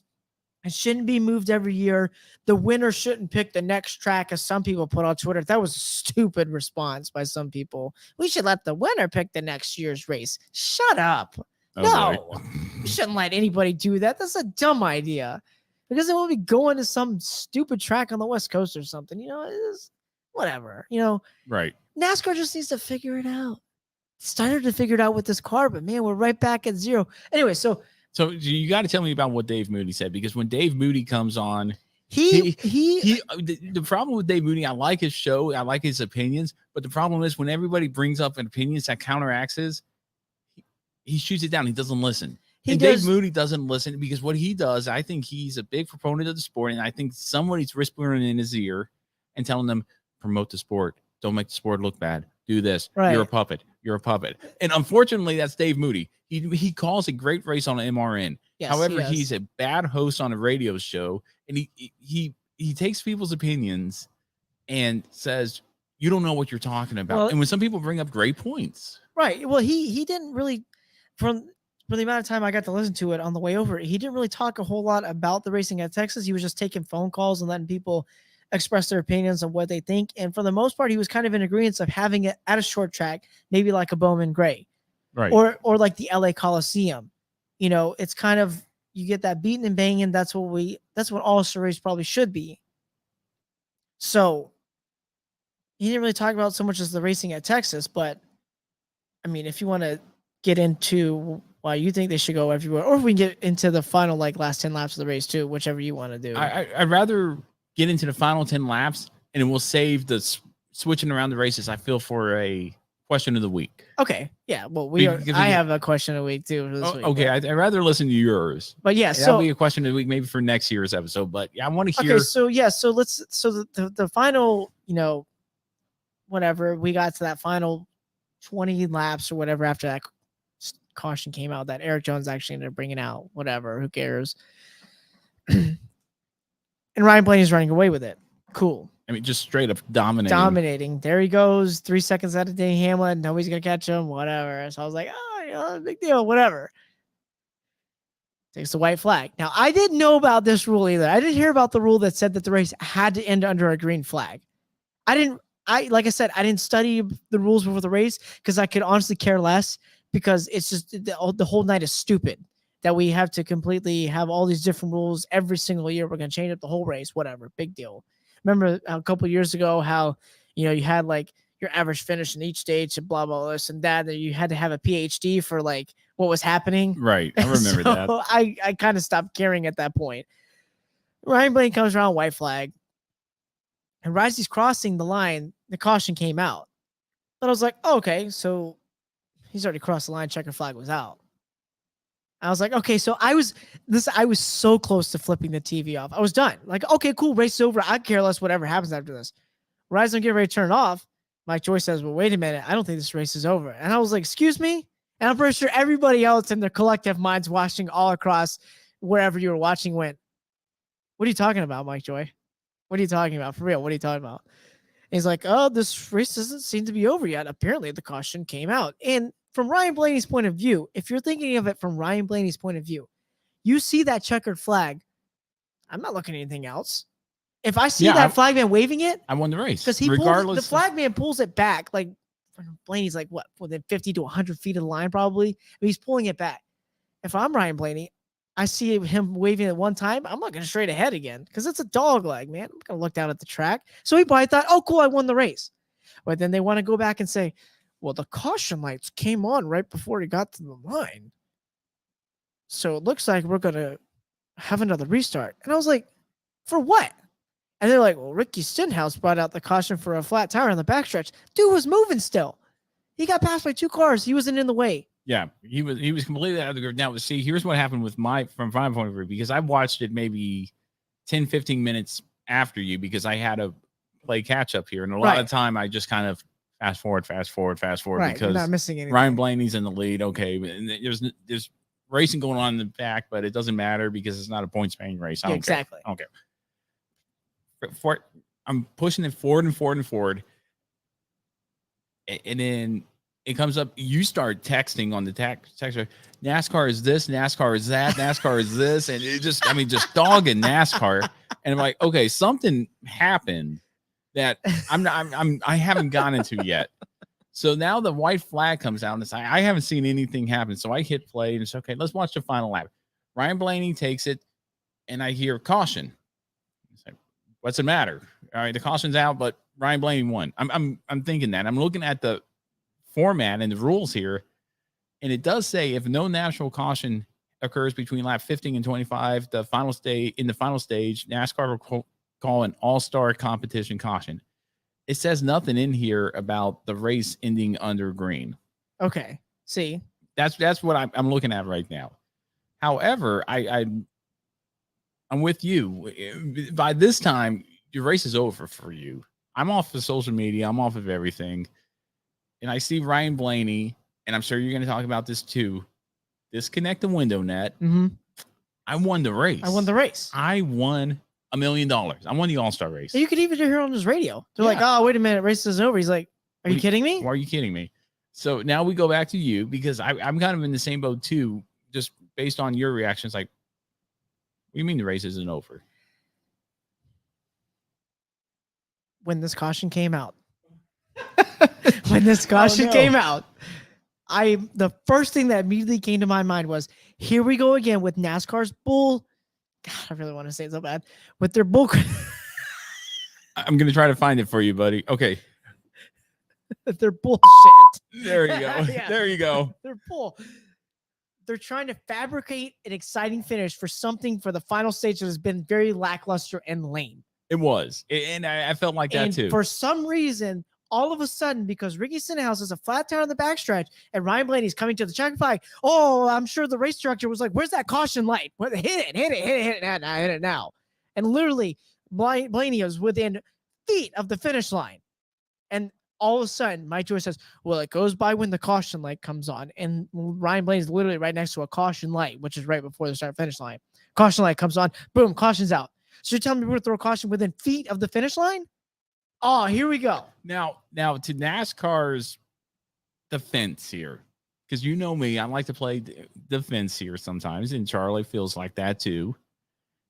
It's an all-star race. It is not a points-paying race. Had this been a regular points-paying race, doesn't matter where it is, and that caution came out, the leader already took the white flag. This was an all-star race where we want to see it's not the norm. I understand that, but I mean, he's already right there. I think, and I think there was a driver that brought up a good point or something saying we should have some kind of general rule set all across the board, whether it's a points-paying race or not, because it's kind of ridiculous that the whole thing transpired. Because it was probably Denny Hamlin. Once this happened, this made the night even more ridiculous. NASCAR would be remembered for this, but in a very stupid way. Let's put it that way. So I'm like, why are we throwing a caution? And that's my mind immediately went to it. I'm like, they're trying to fabricate this finish. They found a way to say, oh, you know what? Let's try and have a finish. They got thrown a mulligan. They were like, oh, we can quick hit that caution light for a flat tire. And that's what's really annoying me about the sport these days. On the final lap. A simple flat tire where somebody is still moving on the back stretch and two cars only needed to pass him. That's why I heard it was only two cars that only needed to pass him. That was it. He's not in the way, not in the racing line, whatever you want to call it. It'll be a cool down lap by the time we take a checkered flag. He's not going to be in anybody's way. Oh, we got to hit that caution light because we can make this a double file restart. That's where I saw where this is going. So then Ryan Blaney takes the window net down. And then we get the controversy. We're running pace laps. Are they going to bring him down pit road so you can put that window net back up? Well, he's trying to fix it in the car. And, I'm thinking to myself, he's not going to be able to put that window up by himself. We've seen it before in pre-race. There's always a crew member that's got to put it up because that thing is hard as crap to put up. And even Ryan Blaney said it. He's like, that thing is tough to even, my shoulder is going to be hurting in the morning because it's such a tough thing. He didn't get it properly secured. And this is where I get really annoyed with NASCAR as well. NASCAR wants to preach to the fans all day long about safety this, safety that, safety this, safety that. And guess what? I don't care if it was all-star race or not. They decided to go back green flag racing with a window net that was not properly secured. And they didn't want to bring him down pit road and put him right back in front. I agree with that. And I agree with that because if they would have just brought him down, it's an all-star race. Yeah, it had been a regular points-paying race. You lost your position. You took the window net down. You pulled a Mark Martin at Bristol in the early 90s where he pulled into the pits a lap early under caution when they were finishing under caution. They could have just pulled Ryan Blaney in. Let's ensure his safety, because Denny Hamlin brought up a lot of good points. Love or hate him, Denny Hamlin is now the spokesperson of safety. He is now the Jeff Burton. He is the mayor of NASCAR. Right. He took Jeff Burton's spot, and he brought up a lot of good points. Had anybody, not necessarily Hamlin, who finished second in that race, gotten into Blaney, or Blaney got caught up in an accident, blew a tire, one thing after another, the scenario list is endless, I feel. Had Ryan Blaney got involved in an accident and something entered the car, or an arm flew out, right? You name it. Yeah. Something happened. NASCAR, I agree with this. NASCAR put entertainment over safety. Exactly. Safety should always be paramount. And ever since the death of Dale Earnhardt, safety has always been paramount. And Ryan Blaney is a rising star, if not one of the top stars right there, right behind Chase Elliott in NASCAR right now. Everybody loves him. I haven't heard one bad thing said about Ryan Blaney. I can say bad things about Chase Elliott, but I won't say anything bad about Ryan Blaney personally. And to put that risk on the NASCAR, on the Ryan Blaney, I get it. Yeah, it can't be easy putting a window net up. I don't think he even got it. He didn't get it up. He didn't get it up because I saw it just. Yeah, it was flapping everywhere. Flapping there. Under green flag conditions. The last time I saw that happen, and I think it was Ken Schrader at Talladega, it's like black flag him, bring him in. And this was a points paying race, but bring him in. He's got to fix that. Mm-hmm. NASCAR put entertainment over safety, green, white checker, 2 laps. All for it to end the same way. All for it to end the same way. Ryan Blaney was gone again. So I'm with Denny Hamlin on that. And I got this quote here from Ryan Blaney. And they should have black flagged him, but it's an all-star race. To your point, Preston, put him back out front. Right. And let's see what happens. Don't change tires. You're not allowed to change tires. You fix that window net. If you change tires, you go into the back. Mm-hmm. That's what should have happened. Ryan Blaney said this in regards to Denny Hamlin voicing his opinion about this. He said, quote, "I can understand where he's coming from," that being Denny Hamlin. But that's just a product of running second compared to winning. I could agree with that statement as well. I mean, Hamlin lost $1 million, especially in this economy. He'd be over the moon elated if he was in my position. I'd be ticked off just like he was if I was second. That's a quote from Ryan Blaney in regards to Denny Hamlin and the controversy that came up. Now, I agree with both. Right. And that doesn't happen much. You either agree with one or the other. You're either Team Blaney or you're Team Hamlin. It's very rare to see both, but I could see both scenarios there. I could see where Hamlin said, who cares about what happened? If something happened to Ryan Blaney, that's a lawsuit from Penske, from Menards, from whomever was associated with Ryan Blaney himself. That's a lawsuit. Right. Ryan Blaney saying Denny Hamlin's just being a crybaby. He didn't win $1 million. He didn't win the All-Star race. I could agree with him too, because we've seen a lot of drivers, not just Denny Hamlin, saying, I lost a race. This should have happened. I should be in that position. Fair enough. What I don't agree with, back to NASCAR, is them saying at least come down pit road, fix the window net. If you change tires or add fuel or make any changes to that car, you're going to the back. Yeah, exactly. Fix the window net. You'll keep your position on track. And at least then there won't be any question about it. Denny Hamlin fans and Joe Gibbs Racing fans would be up in arms. Oh, I can't believe they let him back in front. But it's an all-star race. Yeah. But I agree with that. I agree with both. It's weird to say I disagree with what NASCAR did.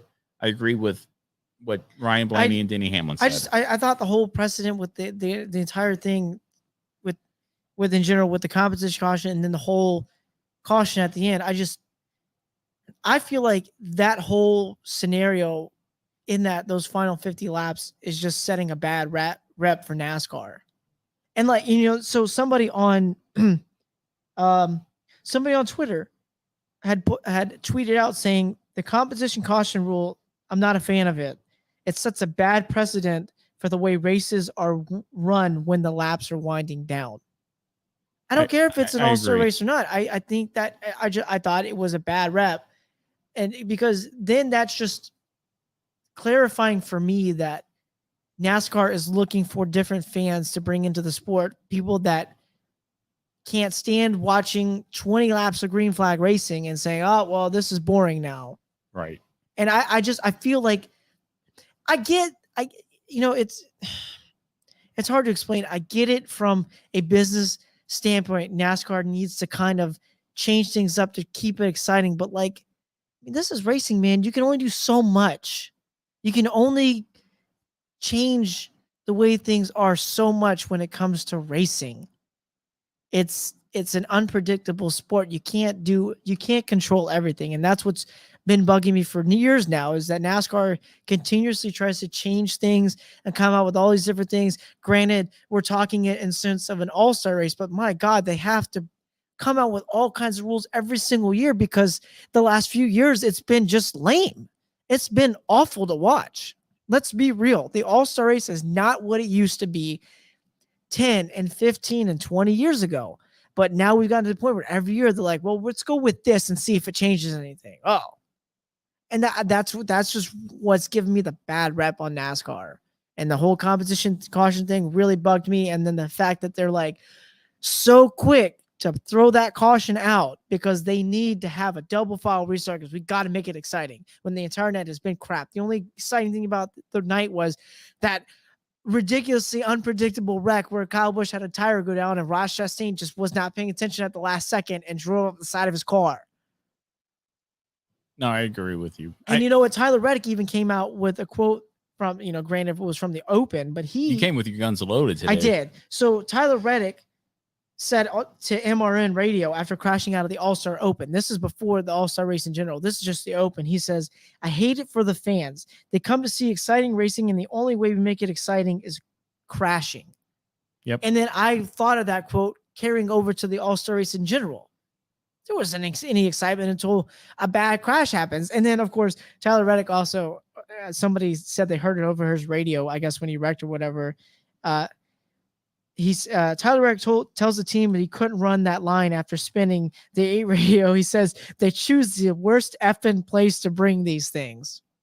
Hello. Yeah. I mean, if Tyler, Tyler Reddick is, what is his second year in the Cup Series? Yeah. Third year in the Cup Series. But he's wise beyond his years. We all picked him to win a lot of races prior to this point in the season, and the only way he could win is going to the Xfinity Series. Call me a liar. But he makes a good point. Why bring him to Texas all the time? Why not bring him to other tracks? And that's what we're good. Now the pressure is on, and it's mounting for NASCAR to finally make that. Either make a what's change, happening? Or are get we rid going of, back to Texas next year? Either make a change or get rid of or drop Texas 100%. Yeah, and it's that simple. So that's all I got to say about it. I mean, in the All-Star race for me, I mean, like I said earlier, I fast forwarded it. It's not exciting anymore. It's not. It's lost. It's luster. We said it last week on the show where we forgot up to the point where I was looking through the upcoming races for the weekend that we were even running an All-Star race. It's lost its luster. It has. The All-Star race used to be the prelude to the Coke 600, the summer kickoff. We're going to kick it off with an All-Star race, and that used to be the ticket to get. I could care less about the All-Star race now. As a 20-year and 21-year fan of NASCAR, I could care less about the All-Star race, which is the saddest thing to say, because I like the exhibition races. I like the Clash. I like Clash at Daytona. Yeah. I like the Clash at Daytona, the Busch Clash at Daytona, formerly known as the Budweiser Shootout, where the pole winners would get a chance. We were in the middle of Speed Weeks. Yeah, Speed Weeks. Yeah. And the All-Star race used to be like that for me. It is not like that for me whatsoever right now, because now the All-Star race is a loss of logistics for the teams, especially the teams like BJ McLeod Racing, who only have a chance to get into the All-Star race with a fan vote. Good luck with that. Mm-hmm. So it's burning gas. It's burning gas for the Open and for the All-Star race itself. It's burning tires. It's burning money. It's wasting fans' times, especially at Texas. And if they have it back at Texas next year, I hope that all the NASCAR fans there in the Texas area, regardless if you're the biggest NASCAR fan, bigger than me, good luck with that, of the sport, to boycott it. If like we're not going to have it at Texas again, you're not going to have if Marcus Smith is a wise business man like he claims he is and like everybody says he is, he would listen to the fans and say, maybe we shouldn't run it at Texas next year. Maybe we tried again at Bristol, and even then Bristol wasn't an exciting race. They didn't bring it there. No, that wasn't very exciting either, honestly. I mean, what to me, I'm going to ask you this now before we get into start wrapping this up. What is the fix for this? What is the fix for the All-Star race? What does NASCAR need to do to fix this? Well, they need to study. Well, okay, so first of all, let's see how the 600 is run next week with this car. Right. Because I would love to see how the car works at Charlotte. Because then maybe we could just take it back to Charlotte. I mean, this new car has been proven to be some better racing across most of the board. Let's be real. Yeah, at the mile-and-a-half tracks especially. We had great racing at, I mean, even like places like Dover. Dover felt like it was old school Dover again from years ago, from 10 and 15 and 20 years ago. I thought Dover was one of the best races I had seen this season. I think we just NASCAR needs to watch the rest of the season and figure out. And of course, NASCAR's probably going to listen. I'll be shocked if they listen to fans and say, "Oh, we're going to take it somewhere else next year." I'll be shocked. I can tell you right now, they don't listen to Ramblin about racing. No, they're not. Changes would have happened. Yeah, changes that would probably be for the better, honestly. Yeah, absolutely. Absolutely. I think we have come up. I think we I don't remember if we did a show on it or not where we came up with like things that we would change or how we would run the sport. I think some of the changes we had that we had put out there before would probably make the sport a heck of a lot better again. Hence the reason I'm running for or applied for. I'm not running for. I applied for Richmond Raceway president. I will make changes there and guarantee you butts will be in the seats. Yeah, it's just I think it's coming to a point where just there are things that are getting hyped up for, and they know that there's nothing that's going to come of it, but they're just trying to hype it up to still get hopefully people to just watch in general. And honestly, I think the Jeff Gluck poll was pretty spot on with when he asked if it was a good race or not, and 10% of the people saying yes. I was honestly not that shocked to see 90% of the people say no, it was not good. Because it wasn't good. It wasn't good. So, that I don't know if we can create a segue into the question of the week or not with this. The question of the week comes in our final thoughts. You haven't been here in a while. I know I haven't been in here in a while. At least in the ITM Media Studio. Yeah. So we do our question of the week on our final thoughts here. Then but do you have anything else for the race weekend? No, especially from the Charlotte Motor Speedway, from the Texas Motor Speedway. I wish. I mean, I even told Preston or Charlie last week that the All-Star race should be run on the Roval. I mean, that would make it fun. The Roval's a good race. It produces a good race every time we go there since 2018. I'm wearing the inaugural shirt. Yeah, you are. I think the Roval is a perfect place to run the All-Star race, and because it doesn't have to be on the oval, but it's still in there in Charlotte. And if it's run there on the Roval, you just move a couple barriers, take up a couple of chicanes, and you're ready for a Coke 600. Teams don't have to spend an arm and a leg going back and forth. Yeah, that's why I liked it being in Charlotte to begin with. It's just it's right there. It's in the backyard. Whatever. So I got nothing else. I mean, I'm gonna die on the hill that Texas was lame. Texas was lame 100%. 100%. 100% lame. The All-Star race has become. Texas is lucky to get 10% of the. It was a good race, and like I said, that was a Ryan Blaney. Yeah, the All-Star race to me has become lame as the years have gone. And I don't know. I mean, it's lost its luster. I wasn't even excited to watch it this weekend. I was like, we'll see what happens. I guess I'll catch it when I catch it. That was my mindset when I was watching. When I missed some laps, I was like, I'm sure I'm not missing anything. No, you weren't missing anything. I wasn't missing anything at all. But hey, race of the weekend for you, Preston. Come on, just Xfinity race. Xfinity race. Yeah. Wow, even with Tyler Reddick winning. Yeah, Xfinity race was the race of the weekend. Yeah, Probably. the Formula One race for me. Formula One, I didn't even fast forward it once. It was a great race. Oh yeah, it was a good race. He's right up there when Charles Leclerc went out. I was like, uh-oh. I mean, that's what did it for me. And the car's not getting loose into the gravel. A few cars doing that, but yeah, the Formula One race did it for me. Okay. But Preston, before we get into our final thoughts, biggest race weekend of the year across all three major series. Yep. Formula One, Indy, NASCAR coming up. We're going to start off with Formula One, your wheelhouse. Who do you have winning the Formula One Monaco Grand Prix? I think Charles Leclerc, gets redemption this year. I think Ferrari outqualifies Red Bull, and he'll actually get to start the race this time around. Fair enough. So Charles Leclerc for you. I'm going to go with a driver. I mean, I went with him last week. He finished third, George Russell. Okay. He might not outqualify the Ferraris and Red Bull, but maybe something happens in the pit road. Remember what happened a few years ago? Undercutting. Remember what happened a few years ago with Daniel Ricciardo? The teams weren't set up. Valtteri Bottas. With the lug nut that was locked on. It was locked on. I mean, anything could happen there at Monaco. Oh, that was such a cool slow-mo too. When he was trying to metal. Take the nut off, and it's just shreds of metal, and you're just like, oh man, that's got to be the worst. I felt so bad for Valtteri Bottas there, but I think George Russell gets it done. Lewis Hamilton's not even in the conversation this year. Okay, all right, okay. He has nothing else to prove in Formula One. Lewis Hamilton, retire. Go away. Go away. You're done.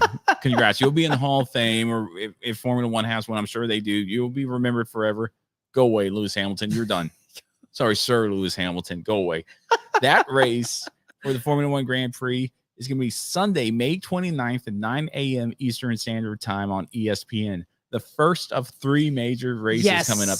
The next one coming up is the Indianapolis 500 from the famed Indianapolis Motor Speedway.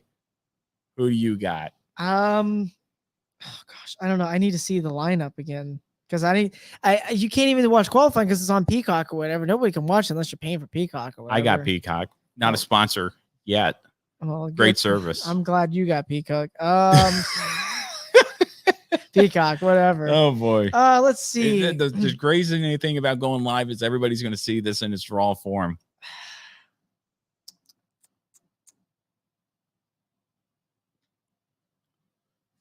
I feel oof. Okay, Paddle Award. I'm gonna go Paddle Award. That's a good guess. Yeah. I mean, he's been running well all season and doing real well. Now I'm gonna go with this, and this will be a storybook Indianapolis 500. He's won the Brickyard 400. He's won the Daytona 500. 7-time Cup champion. Coming over to IndyCar, second season, first Indianapolis 500 start. Jimmy Johnson gets it done. Jimmy Johnson wins the Indianapolis 500, and he joins the prestigious list of those who've won the Indianapolis 500 and the Daytona 500, which is a very, very small, pristine list. Wow. Jimmy Johnson gets it done this weekend at the Indianapolis 500. That is going to be Sunday, May 29th at 12:30 p.m. Eastern Standard Time on NBC. So right after the Formula One race, switch it over to IndyCar. Switch right over to the NBC network, and you can start watching the Indianapolis 500.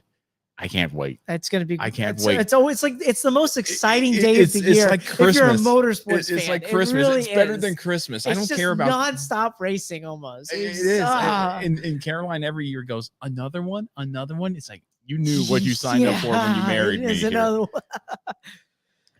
NASCAR, all three series racing from the Charlotte Motor Speedway. We're going to start off with the Truck Series racing Friday, May 27th at 8:30 p.m. Eastern Standard Time on FS1. Who do you have for the Truck Series? You know, I would like to see Carson Hocevar get a lot of people would. I'm going to go Carson Hocevar. Okay. I like him. I am going to go with a driver I just love in the Truck Series, an established member of the Truck Series. Matt Crafton gets it done. Wow, boy. He gets it done at the Charlotte Motor Speedway here on Friday night. The Xfinity race Saturday, May 28th at 1 p.m. Eastern Standard Time on FS1. Who do you have, Preston? A little bit tougher. It is tougher. Sam Mayer. Okay. I'm going to go Sam Mayer. Sam Mayer. He finished third over the weekend. I think he was third. Yeah, he finished third behind Byron. Sam Mayer. I think I go Sam Mayer on this one. I almost said Justin Allgaier, but I think Sam Mayer is probably a safe bet too. Yeah. Now, I think any junior motorsports driver on a mile and a half does well, especially in their backyard there at Charlotte Motor Speedway. I'm not going to go Sam Mayer. I will go with his teammate though, Barry.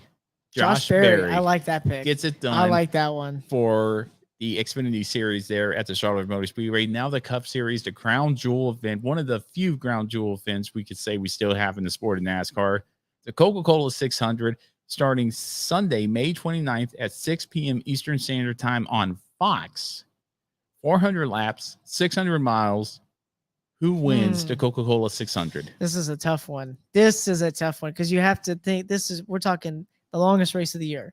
600 miles, 400 laps. First time in a Gen 7 car too. Yeah.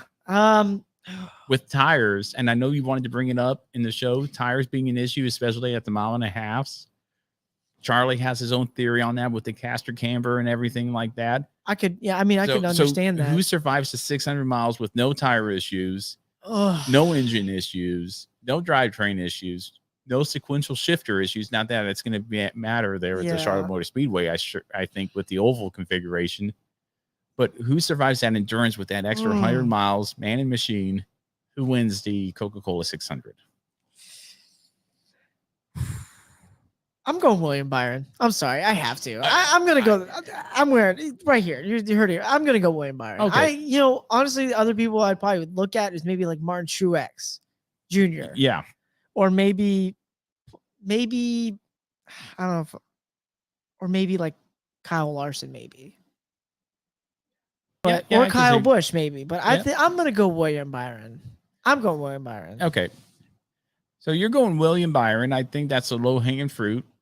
Hendrick Motorsports there in their backyard there at Charlotte Motor Speedway. I'm going with this guy. Trackhouse Racing. It's not Chastain. Daniel Suarez gets his first career win. Like that pick. At the Charlotte Motor Speedway for the Coke 600. Yeah. Puts Trackhouse Racing not only as a one-car winning organization, but a two-car winning organization.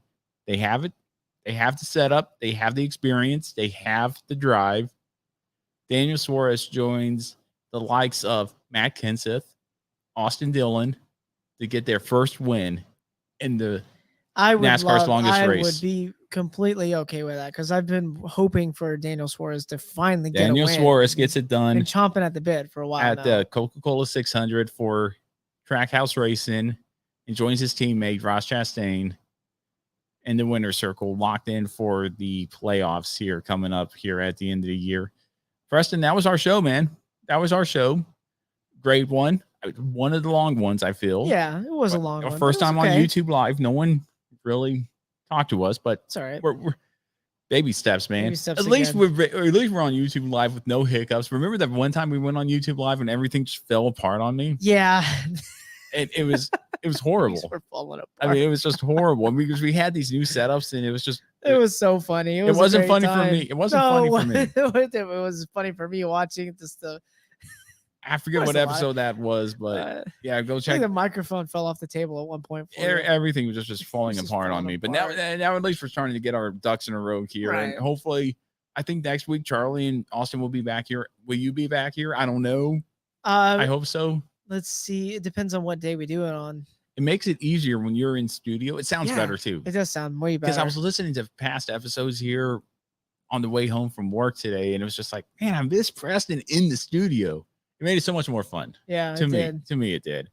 But Preston, you have anything else before we get into our final thoughts here? No, not at all. All right, well, let's get into our final thoughts here.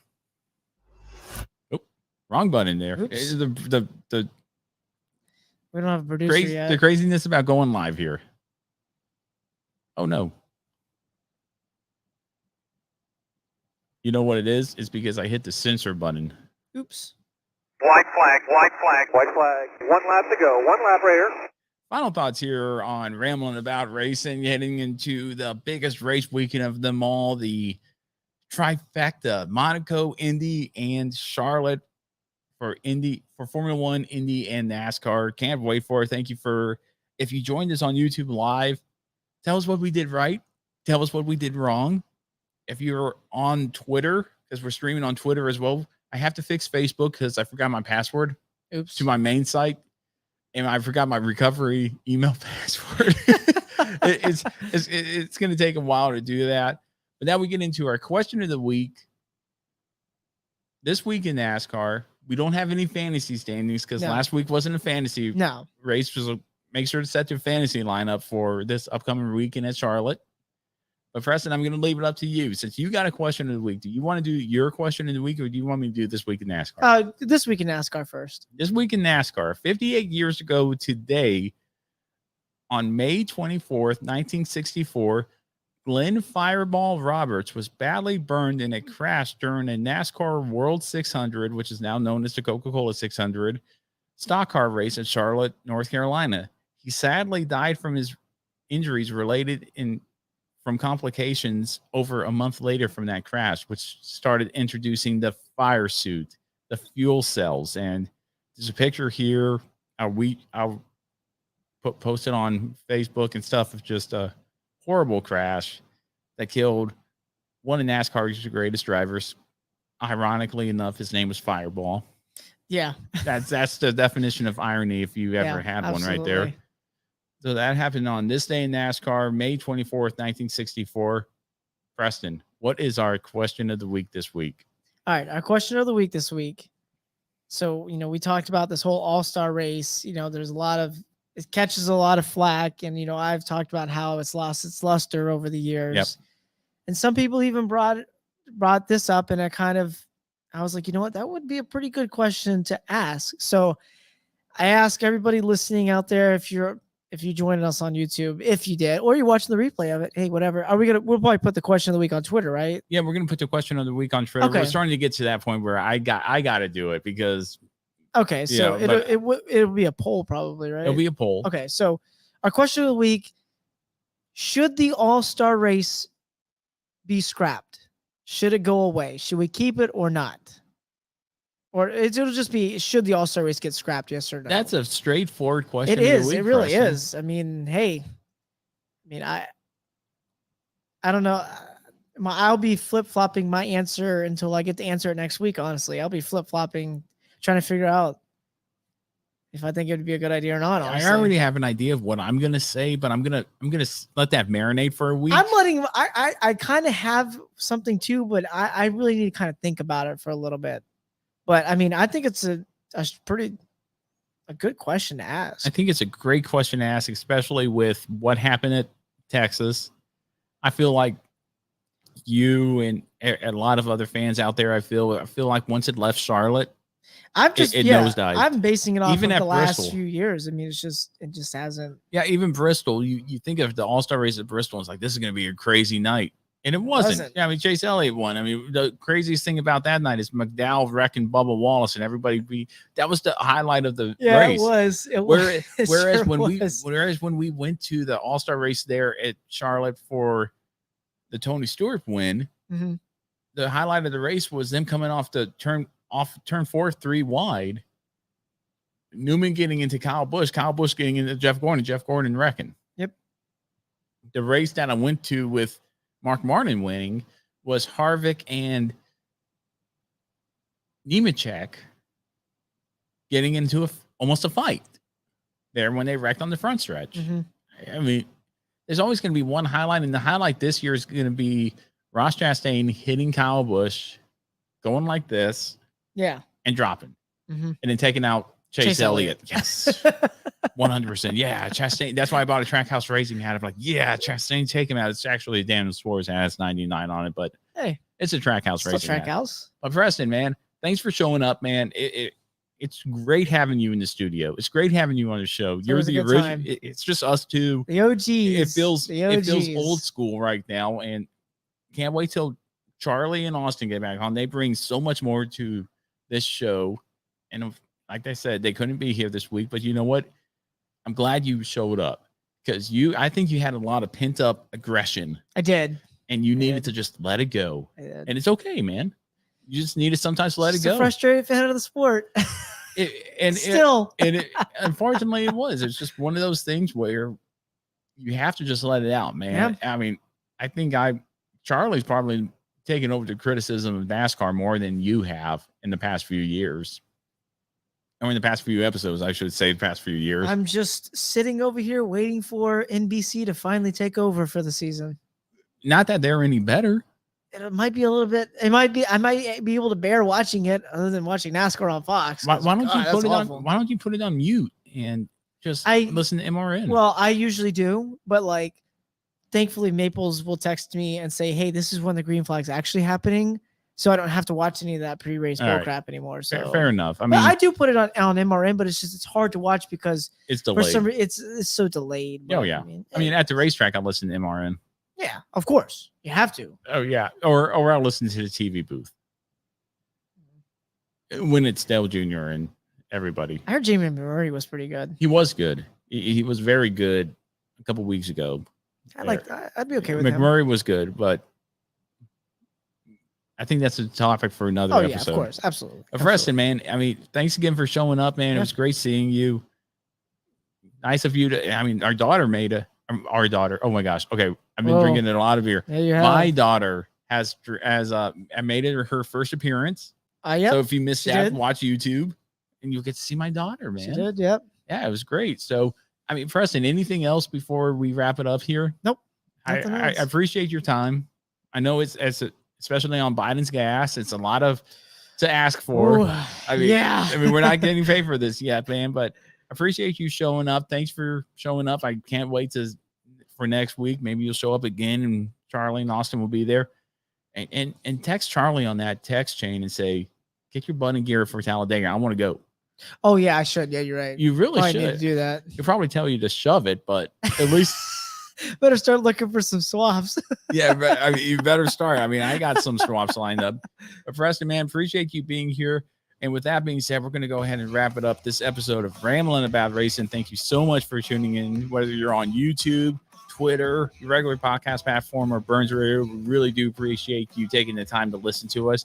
Make sure to follow Ramblin' About Racing on all social media platforms, Facebook, Twitter, Instagram, and YouTube for the latest and greatest from the world of auto racing, as well as to see what's going on in our lives as well. And all those can be found at ramblinaboutracing.com. I'd like to thank our partners for the show, Stand Up to Cancer and Fanatics, for all they do, not only for Burns Radio, but for what they do for us here at Ramblin' About Racing. For Preston Lood, P_Luda on Twitter. I'm Matt Beamer, mbeamer22 on Twitter. Stay safe, and we'll see you to cover the trifecta race weekend of Memorial Day. And I'd like to take a moment to remember all those who gave the ultimate sacrifice in the military so we can have this race weekend and enjoy it like we do. Appreciate everything all the military does. Semper Fidelis to all the Marines out there, and we'll see you next week.